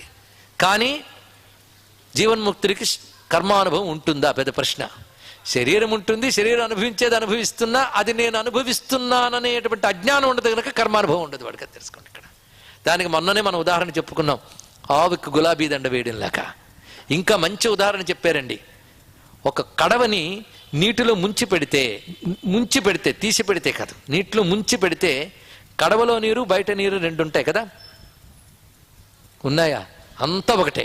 కానీ కడవ అక్కడ ఉన్నంతసేపు కడవ అనే మట్టి ఉపాధి వల్ల ఇందులో ఒకటి అందులో ఒకటి ఇలా కనబడుతుంది. అలా ముంచి ఉన్నా ఒకటిగానే ఉంది నీరు, రేపు పొద్దున కడవ పగిలిపోయినా ఒక్కటిగానే ఉంటుందట. జీవన్ముక్తుడు తన శరీరంతో ఈ ప్రపంచంలో నీటిలో ముంచిన కడవలాగుంటాడని చెప్పారండి ఇక్కడ. అటువంటి స్థితిలో ఉంటాడు. అటువంటప్పుడు వాడు ధ్యానాచ్చ అనేటప్పుడు నిధిధ్యాసనాన్ని గెలిపాడు. శ్రవణము మననము నిధిధ్యాసన ఈ మూడే జ్ఞాన మార్గంలో సాధనలు, మరొకటి లేవు. ఇది తెలిసాను. అంతేగాని హోమము పురస్చరణ ఇవేవి జ్ఞాన మార్గంలో లేవు, అవన్నీ కర్మ ఉపాసన మార్గాల్లోనే చెప్తున్నాడు. జ్ఞాన మార్గాల్లో అంతా శ్రవణం మన నిధిధ్యాసనం ఈ మూడింటి చేత జీవన్ముక్తులైన వాడికి మరి సంకీర్తనాత్తుని ఎందుకన్నారండి అంటే, ప్రారబ్ధవశాత్తు శరీరం ఉంది గనక తాను అనుభవిస్తున్న ఏ బ్రహ్మానుభవం ఉందో దాన్నే అతడు మాట్లాడితే అదే మాట్లాడతాడు, ఇంకోటితో చెప్తే అదే చెప్తాడు, వ్రాస్తే అదే రాస్తాడు. కనుక జీవన్ముక్తుడైన వాడు దేహంలో ఉన్నప్పటికీ తమేవ భాషయతి లే తదేవ భాషయతి, అదే మాట్లాడతాడు, అదే వింటాడు, అదే ఆలోచిస్తాడు, మరొకట్లేదు. అదే చేస్తాడు గనక దాని గురించే చెప్తూ దాని గురించే ఆలోచిస్తూ దాని గురించే బోధిస్తూ తిరుగుతాడు గనక సంకీర్తనాత్ అంటే అది అర్థమయ్యా అన్నాడు ఇక్కడ. దాని గురించే చెప్తుంటాడు. జానాచ్చ సంకీర్తనాత్. వీటితో వాడు పొందుతున్నది ఏమిటి అంటే సర్వాత్మత్వ మహావిభూతి సహితం. వాడు పొందే మహావిభూతి, విభూతి అంటే గొప్ప స్థితి లేదా గొప్ప ఐశ్వర్యం.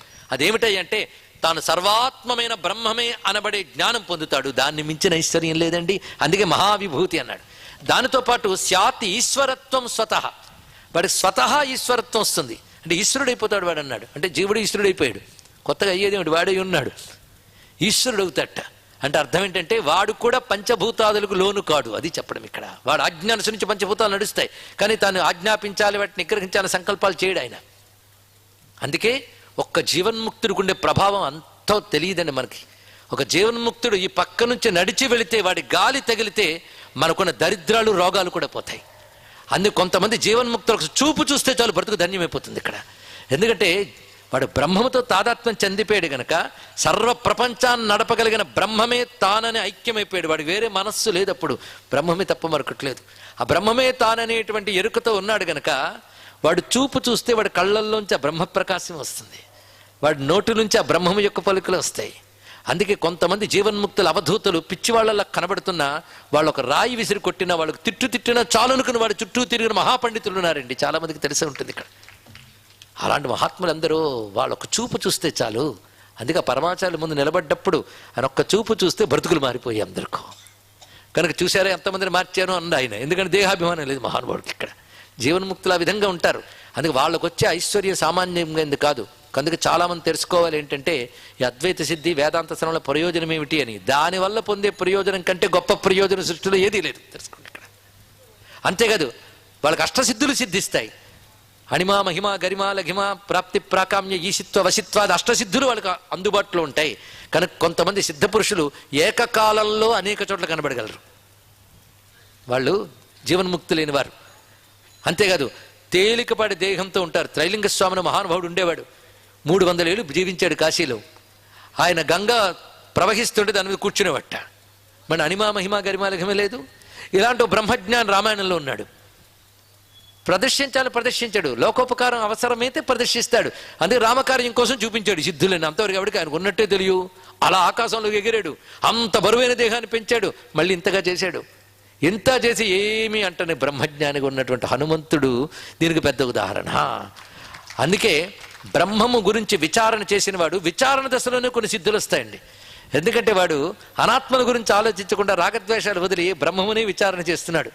అదే చేయడం వల్ల సత్తు చిత్తు సర్వశక్తిమంతము సర్వవ్యాపకము సర్వోన్నతము శాశ్వతము అని దాని గురించి చింతన చేయగా తప్పకుండా మనస్సుకు లక్షణం ప్రభావం ఉంటుందండి. అరే, ఒక ఇనప ముక్కను తీసుకుని సూదంటు రాయిగా అది సూదంటు రాయి కూర్చుంటుందే. బ్రహ్మముతో నీ మనస్సును రాయిగా నీ మనస్సు బ్రహ్మమయం కాక ఏమవుతుందో తెలుసుకో. ఇక్కడ అయి తీరుతుంది. అంతేకాదు, అలా అయిన ఇనప ముక్కకు కానీ మరొక ఇనప ముక్క తగిలిస్తే అది అంటుకుంటుంది. అంటే సోదంటు రాయి లక్షణం ఇనప ముక్కకి సంక్రమించి దాన్ని అంటుకుంటున్న ఇనప ముక్కలన్నీ అంటుకుంటున్నాయంటే బ్రహ్మముని అంటిపెట్టుకున్న జీవుణ్ణి అంటిపెట్టుకుని ఎందరో జీవులు తరించిపోతారండి. ఇది ఇక్కడ తెలుసు. ఇక్కడ అందుకే వాడికి వచ్చే ఐశ్వర్యములు సామాన్యం కాదు, అష్టసిద్ధులు వస్తాయి. ఇది అది అని చెప్పడానికి ఏంటయ్యా, బ్రహ్మమే తానైన వాడికి సిద్ధించనిది ఏమిటి? అందుకే దక్షిణామూర్తి స్తోత్రాన్ని ఎవడు శ్రవణం చేస్తాడో, అర్థాన్ని మననం చేస్తాడో, దాని యందు నిధిధ్యాసనం కలిగి ఆ అనుభూతితో దాన్ని ఇతరులకు ఉపదేశిస్తూ, ఎందుకంటే బ్రహ్మానుభూతి పొందినవాడి పని ఏంటంటే అదే ఇంకోటి చెప్తుంటాడు, అదే మాట్లాడతాడు, అదే చేస్తాడు, అదే ఆలోచిస్తాడు, మరొక చేయడు. వాడికి లక్షణం అదేనండి. చూడండి, రాజకీయాల్లో తిరిగేవాడు వాడి ఇంటికి వచ్చిన బంధువుల దగ్గర కూడా అదే మాట్లాడతాడు, వాళ్ళకి అవసరం ఉన్నా లేకపోయినా. వీడికి తప్ప, అది తప్ప మరొకటి మాట్లాడడం చేత కాదు. కోకిల చెవి మెలిపెట్టినా కాకిలా అరవదు, కాకిల్ని కిందుగా మీదుగా పెట్టినా కాకి గారు కోకిల కుయ్యలేరు. ఏం చేస్తాం, వాడి స్వభావము. కానీ బ్రహ్మవేత్త యొక్క స్వభావము దానినే సంకీర్తన చేస్తాడు. మచ్చిత్త మద్గత ప్రాణాహ బోధయంత పరస్పరం కథయంతశ్చ మా నిత్యం తుష్యంత చ రమంతి చ అంటూ గీతలో భగవానుడు ఈ విషయాన్ని చెప్పాడు. అందుకే ఆ ఫలశ్రుతి ఎంత గొప్పగా చెప్తున్నాడు. సర్వాత్మత్వం అనే అద్భుతమైన విభూతిని ఇది ఇస్తున్నదయ్యా అన్నాడు. ఇదం సర్వం యదయమాత్మా అని బృహదారణ్యకం ఉపనిషత్తు చెప్పిన వాక్యం అదే. ఉన్నదంతా ఆత్మయే. యత్ సాక్షాత్ అపరోక్షాత్ బ్రహ్మ. బ్రహ్మం అపరోక్షమైపోతుంది.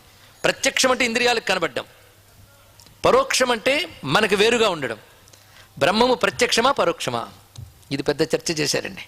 చెప్పండి. ప్రత్యక్షం అంటే ఇంద్రియాలకు కనబడాలి, బ్రహ్మం ఇంద్రియాలకు కనబడదు కనుక ప్రత్యక్షం కాదు. పోనీ ఎక్కడో దూరంగా ఉందా? లేదు, పరోక్షం కాదు. మరి ఉంటప్పుడు అందరికి కనబడుతోంది. అందుకే అన్నమయ్య మనకు అర్థం కావడం కోసం నిత్య పూజలు ఇవివో నేరిచినవో ప్రత్యక్షమైనట్టు పరమాత్మను కొన్నాడు. అంటే ఇంద్రియాలకు కనబడుతున్నదంతా పరమాత్మే అని తెలుసుకోని ఇందాక చెప్పిన భావన. మరి ఇంద్రియాలకు కనబడుతుందా అంతా పరమాత్మే అని ఎవడైతే తెలుసుకున్నాడో వాడు బ్రహ్మమేగా. అటువంటిప్పుడు వాడు తను చూసుకోగలడా? ప్రత్యక్షం అవుతుంది, ఇంద్రియాలకు దొరకదు కదా. అందుకు వేరే టర్మ్ ఏదే పెడితే బాగుంటుందండి. ప్రత్యక్షం అనడానికి లేదు, పరోక్షం అనడానికి లేదు. దీనికి అద్భుతమైన పదం ఉపనిషత్తు ఇచ్చింది. యత్ సాక్షాత్ అపరోక్షాత్ బ్రహ్మ. ఈ మాటను పట్టుకుని అపరోక్షానుభూతిని అత్యద్భుతమైన గ్రంథాన్ని రచించారు ఆదిశంకర భగవత్పాదుల వారిని. అపరోక్షం అంటే ప్రత్యక్షము కాదు, పరోక్షము కాదు, నిత్యానుభవమే ఆత్మ ఒకటే. ఎవరికి? పండితుడికండి, వేదాంతం తెలిసిన వారికి మాత్రమే ఆత్మ ఉండును. కార్డియాలజిస్టులకు మాత్రమే గుండె ఉండును అన్నట్టుంటుంది ఇక్కడ. అందరికీ ఉంటుంది. అందుకే ఆత్మ ఎవరికి తెలియదయ్యా? అందరికీ తెలుసు. ఏమీ తెలియకుండా ఆటలాడుకునే పిల్లలు మొదలుకొని పని పాట చేసుకునేటువంటి వాళ్ళ వరకు అందరికీ తెలుసు. అందుకే ఆత్మతత్వం అందరికీ తెలిసిందే. ఆబాల గోప విదిత, ఆబాల గోప విదిత, అది ఆత్మ, మరొకటి కాదు. మరి అంత తెలిసినప్పుడు ఇప్పుడు తెలుసుకోమని ఎందుకంటే ఉపన్యాసం 5 రోజులు అంటే అభ్యాసాతిశయ యజ్ఞాత, అతిశయమైన అభ్యాసానికి మాత్రమే అది అనుభవానికి వస్తుంది. ఇది తెలుసుకో. ఇక్కడ ఎంత అందంగా చెప్పారు. ఆ స్థితి దీనివల్ల ఈ స్తోత్రం యొక్క అభ్యాసం ఎలా చేయాలి? శ్రవణాత్ అర్థ మననాత్ ధ్యానాత్ సంకీర్తనాత్ చేయడం వల్ల సర్వాత్మత్వ మహావిభూతి సహితం స్యాత్ ఈశ్వరత్వం స్వతః సిద్ధే తత్ పునరష్టధా పరిణతం చైశ్వర్యం అవ్యాహతం. అసలు ఐశ్వర్యం ఉన్నవాడు ఈశ్వరుడు. అందుకే ఈ సిద్ధి పొందినటువంటి వాడు ఎలా ఉంటాడంటే దీనికి ఉపనిషత్తు చెప్తోంది. సయది పితృలోక కామా భవతి సంకల్పాదేవాస్య పితర సముత్తిష్టంతి తేన పితృలోక సంపన్నో మహీయతే. బ్రహ్మవేత్త అయిన వాడు ఒకవేళ పితృలోకంకి వెళ్తే ఎలా ఉంటుంది అనుకుంటే వెంటనే పితృదేవతలు వచ్చి రావయ్యాన్ని ఆహ్వానించి తీసుకెళ్తారటండి. అది బ్రహ్మవేత్త యొక్క స్థితి. ఎందుకంటే సర్వము పరమాత్మయే అని తెలిసిన వాడికి సర్వం నశించిపోలేదు, సర్వం పరమాత్మగా తెలుస్తున్నది. ఇక్కడ పరమాత్మకు భిన్నము అనే అజ్ఞానం నశించిపోయింది. అందుకే అతడు ఏ లోకానికైనా వెళ్ళగలడు, అతను నిరోధించేవాళ్ళు లేరు. అందుకే ఒక నారదుల వారు యమలోకానికి వెళ్ళినా యముడు రెండు రెండు అని పిలుస్తాడు, ఇంద్రలోకానికి వెళ్ళినా రెండు రెండు పిలుస్తాడు, ఆఖరికి రాక్షసుల దగ్గరికి వెళ్ళినా రెండు రెండు పిలుస్తారు. ఎందువల్ల బ్రహ్మవేత్త ఎక్కడికి వెళ్ళినా వాళ్ళు ఆహ్వానిస్తారు. సర్వభోగాలనికి ఇలా అందుబాటులో ఉంటాయండి. వాడికి భోగం మీద కాంక్ష ఉండదు, ఆశ ఉండదు, అంతే. ఇక్కడ అది అంత గొప్ప స్థితి వస్తుంది. ఆ బ్రహ్మజ్ఞానం యొక్క ఫలితములు ఇటువంటివి. ఇది బ్రహ్మజ్ఞానం యొక్క స్థితి. అయితే ఇక్కడ గొప్ప మాట అన్నారు. ఇక్కడ అంటే బ్రహ్మజ్ఞానం వస్తే చాలు కదా, అష్టసిద్ధులు వస్తాయి ఎందుకు చెప్పడం అంటే దానికి కొంచెం ఉపమానం చెప్పాడండి సురేశ్వరాచార్యులు. పాకే ప్రవర్తమానస్య శీతాది పరిహారవత్ ప్రాసంగికాశ్చ సిద్ధ్యంతి స్తోత్రేనానేన సర్వదా. ఒక ఆవిడ పొద్దున్నే చలికాలంలో వాళ్ళ ఆయన టీ పెట్టమన్నాడు. ఆవిడ టీ పెట్టడానికి వెళ్ళింది, పొయ్యి వెలిగించిందండి. ఇక్కడ టీ పెడుతుంది. వాళ్ళిద్దరూ సరదాగా టీ తాగుతారు కనుక టీ చెయ్యడం అనే క్రియ, ఆ పొయ్యి వెలిగించడం దేనికోసం? టీ తయారు చేయడం కోసం, తర్వాత వంట చేయడం కోసం. కానీ వంట చేయడము టీ తయారు చేయడం అనేది ప్రధానమైన లక్ష్యం అయినప్పటికీ ఆ పొయ్యి వెలిగించడం వల్ల ఆ చలి బాధ కూడా పొయ్యి కాచుకోవడం జరుగుతుంది కదా, ఇది అవాంతర ప్రయోజనం. ఎలాగైతే వంట చేయడం కోసం వెలిగించిన పొయ్యి వేడిమి వల్ల చలిపోవడం అనేది జరుగుతుందో, బ్రహ్మమును పొందగలిగే ఆ గొప్ప ఫలం వల్ల ఈ సిద్ధులు అనేటువంటివి కూడా లభిస్తాయి అన్నాడు. ఇక్కడ వంట అనే లక్ష్యం కోసం పొయ్యి వేడి అలాంటిదో, బ్రహ్మత్వ ప్రాప్తి పొందిన వాడికి అష్టసిద్ధులు అలాంటివే అన్నాడు. ఇక్కడ ఎంత చక్కగా చెప్పాడు. ఇక్కడ అటువంటి స్థితిని చెప్తూ, ఐశ్వర్యం ఈశ్వరత్వం హి తస్య నాస్తి పృథక్ స్థితి. ఐశ్వర్యము ఈశ్వరుడు, ఈశ్వరత్వం అనేది వేరే ఉండదు. కానీ ఈశ్వరత్వంతో ఐక్యం చెందిన వాడికి ఐశ్వర్యం కూడా లభిస్తుంది అని చెప్పడం అంటే వేరుగా చెప్పాలా? ఈశ్వరుడు అంటేనే సర్వేశ్వర సంపన్నుడు. ఇది ఎలాంటిదంటే పురుషే ధావమానేపి ఛాయా తమను ధావతి అన్నాడు. మనిషి పరుగుతుంటే వాడు నీడ పరిగెడదా?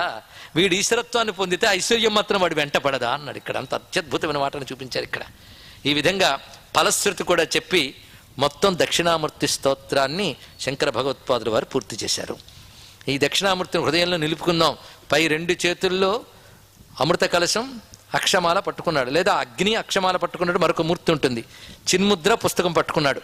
మర్రి చెట్టు మొదట్లో మౌనంతోనే బ్రహ్మవాదులందరికీ జ్ఞానం ఇచ్చేశాడు. దేవతలు వెళ్ళి అడిగారు ఆయన్ని, స్వామి వేదము యొక్క హృదయం, వేదాంతము యొక్క హృదయం, పురాణ ఇతిహాసాలు అన్నిటి హృదయం కూడా ఈ బ్రహ్మజ్ఞానమే. కానీ లోకంలో అనేక రకాల మేధావులు అనుకునే వాళ్ళు తయారైపోయి అయోమయం చేసేసి ఈ అద్వైత స్థితిని, ఉన్నది ఒకటే తత్వం అనే జ్ఞానాన్ని మరుగుపరిచి భ్రాంతుల్ని వ్యాపింపజేస్తున్నారు. ఇక్కడ భ్రాంతులే శాస్త్రాల కింద వ్యాపింపజేస్తున్నారు. కనుక స్వామి నువ్వు లోకంలో అవతరించాలి. నువ్వు ఇక్కడ మౌనంగా ఉంటే బ్రహ్మవాదులకు అర్థమైపోయింది. కానీ ఆ మౌనానికే మాటతో వ్యాఖ్యానం చెప్పాలి. నువ్వు కొంచెం భూమి మీదకి రావయ్యా అని అడిగట్టు దక్షిణామూర్తిని.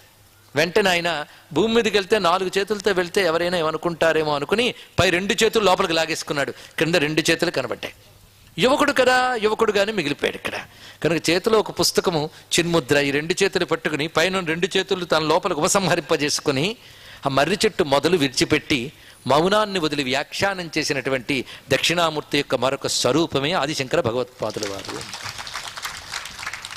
అజ్ఞానాంతర్గహనపతితాన్ ఆత్మవిద్యోపదేశై త్రాతుం లోకాన్ భవదవశిఖా తాప పాపచ్యమానాన్ ముక్త్వా మౌనం వటవిటపినో మూలతో నిష్పతంతి శంభోర్మూర్తిశ్చరతి భువనే శంకరాచార్య రూప అంటున్నారు విద్యారణులు వారు. ఇక్కడ అజ్ఞానం చేత సంసారం అనే అడవిలో చిక్కడిపోయి తాపత్రయాలతో దహించుకుపోతున్నటువంటి వాళ్ళని దయతో చూసి వాళ్ళని అనుగ్రహించాలని మర్రి చెట్టు మొదలు విడిచిపెట్టి మౌనాన్ని వదిలి పైనున్న 2 హస్తాన్ని లోపలికి అంతర్లీనం చేసుకుని బయటికి నడిచి వచ్చిన దక్షిణామూర్తే మా శంకరులు. సాక్షాత్ శంభుని యొక్క మూర్తి, శంభోర్మూర్తి చరిత భువనే శంకరాచార్య రూప. ఎన్నెన్ని శాస్త్రాలు మన మీద అపారమైన కారుణ్యంతో ఇచ్చాడు, ఎన్నెన్ని మథనం చేశాడు. అందుకే అన్ని శాస్త్రము నిధి అయిన శృతి స్మృతి పురాణానాం ఆలయం కరుణాలయం. ఇంత జ్ఞానం దయతో ఇచ్చాడు, ఇంకో దేనివల్ల కాదండి. ఇన్ని రాయడం వల్ల ఆయనకి ఏమైనా ప్రయోజనమా? దయొక్కటే, మహాత్ముల దయతోనే కరుణాలయం. అతనెవడు? శంకరం లోకశంకరం నమామి భగవత్పాదం. అటువంటి దక్షిణామూర్తి అపరస్వరూపులైన శంకరులు తన స్వరూపాన్ని మనకు బోధిస్తూ నా స్వరూపు నువ్వే అని స్వస్వరూపంగా మనకు అందించారు. అటువంటి దక్షిణామూర్తి స్వరూపులైన గురువులకు నమస్కరించుకుంటూ సర్వగురు సమాహారమూర్తి అయిన దక్షిణామూర్తి పాదపద్మాలకు అంజలిస్తూ ఆ స్వామి ఆశీర్వచనాల చేత, ఆ స్వామి కృపచేత ఇక్కడ మొత్తం 5 రోజుల పాటు దక్షిణామూర్తి స్తోత్రాన్ని మనం సురేశ్వరాచార్యుల మానసోల్లాసం, స్వప్రకాశ యతీంద్రులు రచించినటువంటి వచన రూప సంస్కృత వ్యాఖ్యానం, ఇవి ప్రామాణికమైన శృతి సమ్మతమైన ఉపనిషత్ గర్భితమైన వ్యాఖ్యానాలు. తర్వాత అనేక మంది వ్యాఖ్యానాలు ఉన్నాయి, కానీ ప్రామాణికమైన ఈ వ్యాఖ్యానాలు ఆధారంగా చేసుకుంటూ గురువుల శిక్షణ వల్ల, ఆ తల్లి దయ వల్ల బుద్ధికి స్ఫురించినవి కూడా మేళవించుకుంటూ 5 రోజుల పాటు ప్రవచనం చెప్పడం అనే మిషతో తదర్థమననాత్ ఇక్కడ చేసుకోవడం జరిగినది. ఇక్కడ దీనికి అవకాశం కల్పించినటువంటి ఈ రామకృష్ణ సేవా సమితి వారికి, ఈ ప్రాంగణాన్ని ఉపయోగించుకుంటూ ఈ శంకర వాంగ్మయ లహరిని వ్యాపింపజేయాలని తపన పడిన సహృదయులైనటువంటి డాక్టర్ మల్లెల కృష్ణారావు గారికి ప్రత్యేకించి అభినందనలు అందిస్తూ ఉన్నాను. ఇందాక ఒక అమ్మాయి చేత మధురంగా పలికించిన పలుకులన్నీ కృష్ణారావు గారు హృదయధ్వనులని నాకు తెలుసు. కానీ వాళ్ళకు కూడా శిక్షణ ఇస్తూ ఎలా ఆలోచించాలి, ఎలా గ్రహించాలి కూడా నేర్పుతున్నారు. ఇక్కడ ఇలాగ అప్పుడు భారతం గురించి చేశారు, ఇప్పుడు ఇది చేస్తున్నారు. ఇక్కడ యువతకు కూడా ఇది స్ఫూర్తి కలగాలి. ఆధునికంగా వైద్యశాస్త్రంలో తాను ఉన్నత స్థితిలో ఉంటూ మనదైన ధర్మాన్ని అధ్యయనం చేయడం, అవగాహన చేసుకోవడం, అనుష్ఠించడం అనే పద్ధతిని చూపిస్తుండడంతో నువ్వు బ్రతకడం కోసం ఏ చదువైనా చదువు, కానీ నీ ఆత్మ తరించడం కోసం ఈ చదువు ఒక్కటే దిక్కుని చూపించుతున్నారు ఆయన ఇక్కడ అందరికీ కూడా. ఇది చెయ్యవచ్చన్నారు. ఒకసారి కంచి మహాస్వామి వారు శ్రీ విద్య అంటే ఏమిటో చెప్తూ మాట అన్నారు. బతుకు కోసం చదువుకున్న చదువు కాకుండా ఆత్మకు పనికొచ్చే చదువును కూడా అధ్యయనం చేయడమే శ్రీ విద్య అన్నారు. చాలా గొప్ప మాట చెప్పారండి ఇక్కడ. ఆత్మవిద్య, మహావిద్య, శ్రీ విద్య, మరేమున్నది ఇక్కడ? అలాంటి ఒక మంచి వ్యవస్థ గురించి మాట్లాడుకోవాలంటే రామకృష్ణ సేవా సమితి ప్రాంగణంలోనే సముచితం. ఎందుకంటే ఈ వేదాంతం, శంకరులు ప్రతిష్టాపించిన వేదాంతం యొక్క గొప్పతనాన్ని ప్రపంచానికి చాటడం వల్ల హిందూ మతం గొప్పదైంది తెలుసుకోండి. ఇక్కడ ప్రపంచం హిందూ మతాన్ని నమస్కరించిన కారణం ఏంటంటే, నా దేవుణ్ణి నమ్మినచో నీకు మోక్షం వచ్చును, మిగిలిన వాళ్ళందరూ మోక్షం ఇవ్వలేరు, నా దేవుణ్ణి నమ్మించను అని పరలోకం సిద్ధించును, లేకపోయి నరకమనుకు పడిపోయేదువు అని చెప్పదు సంకుచితంగా. ఉన్నది ఒకటే ఆత్మతత్వం. దాన్ని నువ్వు ఏ విధంగా భావించినా ఉన్న సమస్తం ఏకమని గ్రహించి చెయ్యు అని చెప్తుంది. అది చెప్పగలిగేది వేదాంతం. అని శంకర మతం మాత్రమే మత వైషమ్యాలు లేని సమానత్వాన్ని ఇవ్వగలదు. ఇది తెలుసుకోండి. ఇక్కడ శంకర మతం మాత్రమే సనాతన ధర్మంలో అన్ని సంప్రదాయాన్ని సమీక్షపరచగలదు. మళ్ళీ నేడు సనాతన ధర్మానికి, భారతదేశానికి, ప్రపంచ క్షేమానికి కూడా శంకరులు బోధించిన వేదాంత బోధే శరణ్యమని ప్రతిపాదించడానికై శంకర వాంగ్మయ లహరి ప్రవచన వీచికలు తణుకులో ప్రవహిస్తున్నాయి, గోస్తని నదికి సమాంతరంగా మరింత గొప్పగా. దీనికి అందరెందరో మహానుభావుల్ని, నిష్ణాతుల్ని పరంపరగా తీసుకొచ్చి చెప్పిస్తున్నారంటే గొప్ప విషయం. ఇక్కడ అనేక మంది పెద్దల చేత అనేక రకాల ఉపన్యాసాలు చెప్పిస్తూ చేస్తున్న ఈ మహాకృషికి వారిని అభినందిస్తూ, పైగా తణుకులో చెప్పాలని నాకు ఉత్సాహం. ఎందుకంటే వీరితో ఉన్నటువంటి పరిచయం, ఇక్కడ ప్రాంతం వారితో అందరూ కూడాను నిరంతరం ఈ బ్రహ్మాభ్యాసం చేస్తున్నటువంటి వారే. పెద్దలు రచన గ్రంథాలను అధ్యయనం చేయడం, వాటిని జీవితంలో అమలుపరుచుకునే ప్రయత్నం చేయడం, లోతుని గ్రహించగలగడం, నిజమైన జిజ్ఞాసా సాధన ఉన్నటువంటి వారు ఉన్నారు. అంతేకాదు తెలుగు సాహిత్యలోకం తృప్తిగా గర్వించదగ్గ మంచి సాహిత్యవేత్తలు కూడా ఇక్కడ ఉన్నారు. మా సుశర్మ గారు నాకు ఎప్పటి నుంచో పరిచయం. ఆయన ఎన్నో పరిశోధనలు, సాహిత్య రచనలు, కవిత్వాన్ని అందిస్తున్నటువంటి ఆత్మీయులు. అదేవిధంగా అవధాన కవిత్వంలో తెలుగువారు గర్వించదగ్గ ఒక గొప్ప కవి సహృదయులు, మంచి ఉపాసన పటిమ కూడా కలిగినటువంటి వారు, మధురమైన కవిత్వాన్ని అలవోకగా చెప్పగలిగినటువంటి మా కోట లక్ష్మీనరసింహం గారు మొదలైన వారు ఇక్కడ ఉన్నారు. అంతేకాదు నాకు రామబ్రహ్మం గారు, రామచంద్రరావు గారు, భద్రమ్మ గారు వీళ్ళందరూ పరిచయమే. వీరందరూ ఎంత చక్కగా వీటిని అధ్యయనం చేస్తే ఇంకందరందరూ నాకు తెలిసండి. తణుకులో పేర్లన్నీ చెప్తున్నది ఉపన్యాసం అవుతుంది. ఇంతమంది సహోదరుల సమక్షంలో హాయిగా బుద్ధి ఎంత అనుమతిస్తే, ఈశ్వరుడు ఎంత అనుగ్రహిస్తే అంత మేరకు దక్షిణామూర్తి స్తోత్రాన్ని చెప్పుకున్నాం. అందరికీ నమస్కరిస్తూ స్వస్తి చెప్తూ, ఈ సమయంలో లలితా సహస్రనామాల గురించి మధ్యలో ప్రస్తావన వచ్చింది. కానీ లలితా సహస్రనామాల కంటే పూర్వరంగంలో లలితోపాఖ్యానం అని బ్రహ్మాండ పురాణ గ్రంథం ఉంది. అదే లలితా సహస్రానికి ఆధార గ్రంథం. అత్యద్భుతమైన గ్రంథం, మంచి కథలు అన్నిటితో తత్వాన్ని చెప్తుంది. ఆ కథలు తెలిస్తే కానీ లలితా సహస్రం అర్థం కాదు. అలాంటి ఆ కథలతో ఉన్నది చండీ సప్తశతి, అంత గొప్ప గ్రంథం అది లలితోపాఖ్యానం. దానిపై అనేక చోట్ల ప్రవచనం చేసే భాగ్యం కలిగింది. ఆ ప్రవచనాలని ఆధారం చేసుకుంటూ పుస్తకంగా దాన్ని రాసి తెలుగు వచనంతో అందరికి అర్థమయ్యేటట్టు రాస్తూ మధ్యలో మహిమాన్వితమైన శ్లోకాలు కూడా పెడుతూ లలితోపాఖ్యానం అనే పుస్తకం ఇది 3వ ముద్రణ జరిగి వాళ్ళు ఇక్కడికి వచ్చింది. ఎవరైనా సద్వినియోగం చేసుకోవచ్చు. అది ఆదిశంకరుల జీవిత చరిత్ర ప్రవచన రూపంలో చెప్పినటువంటిది MP3 రూపంలో లభ్యమవుతుంది. అదేవిధంగా భగవత్పాదుల వారి వాంగ్మయంలో 10 ఉపనిషత్తుల మీద కూడా ప్రవచనం చేయడం జరిగింది. దశోపనిషత్ సారం అనే పేరుతో గోకర్ణంలో మొత్తం 14 పూట్ల ప్రవచనం. అదేవిధంగా 25 రోజుల పాటు బ్రహ్మసూత్ర భాష్యం ప్రవచనం కూడా ఉన్నది. ఇక 72 గంటల పైన భగవద్గీతలో ప్రతి శ్లోకానికి భాష్యం చెప్పడం జరిగినది. అంటే ప్రస్థానత్రయ భాష్యం కూడా ప్రవచన రూపంలో జగద్గురువుల కటాక్షం అస్మద్గురువుల కారుణ్యం చేత చెప్పడం జరిగింది. అవి లభ్యమవుతున్నాయి. ఇవి కాక ప్రకరణ సాహిత్యంలో వివేక చూడామణి, ఈ మధ్య ఉత్తర కాశీలో 10 పూటలు వివేక చూడామణి గురించి చెప్పడం జరిగినది. దానితో పాటు అపరోక్షానుభూతి ఇలాంటివి లభ్యమవుతున్నాయి, పొందవచ్చు, గ్రహించవచ్చు. అందరికీ కూడా నమస్కరిస్తూ స్వస్తి సెలవు తీసుకుంటూ. స్వస్తి ప్రజాభ్య పరిపాలయంతాం న్యాయేన మార్గేణ మహిమహిషాః గోబ్రాహ్మణేభ్యः శుభమస్తు నిత్యం లోకాः సమస్తాः సుఖినో భవంతు కాలే వర్షతు పర్జన్యः పృథివీ సస్యశాలినీ దేశోऽयं క్షోభరహితో బ్రాహ్మణాः సन्तు నిర్భయాः పుత్రాः పుత్రిణः సन्तు పుత్రిణः సन्तు పౌత్రిణः ధనాः సధనాः సन्तు జీవంతు శ్రదాం సతం సర్వే భవంతు సుఖినః సర్వే సంతు నిరామయాః సర్వే భద్రాణి పశ్యంతు మా కశ్చిద్ దుఃఖభాగ్ భవేత్. నమః పార్వతీపతయే హర హర మహాదేవ.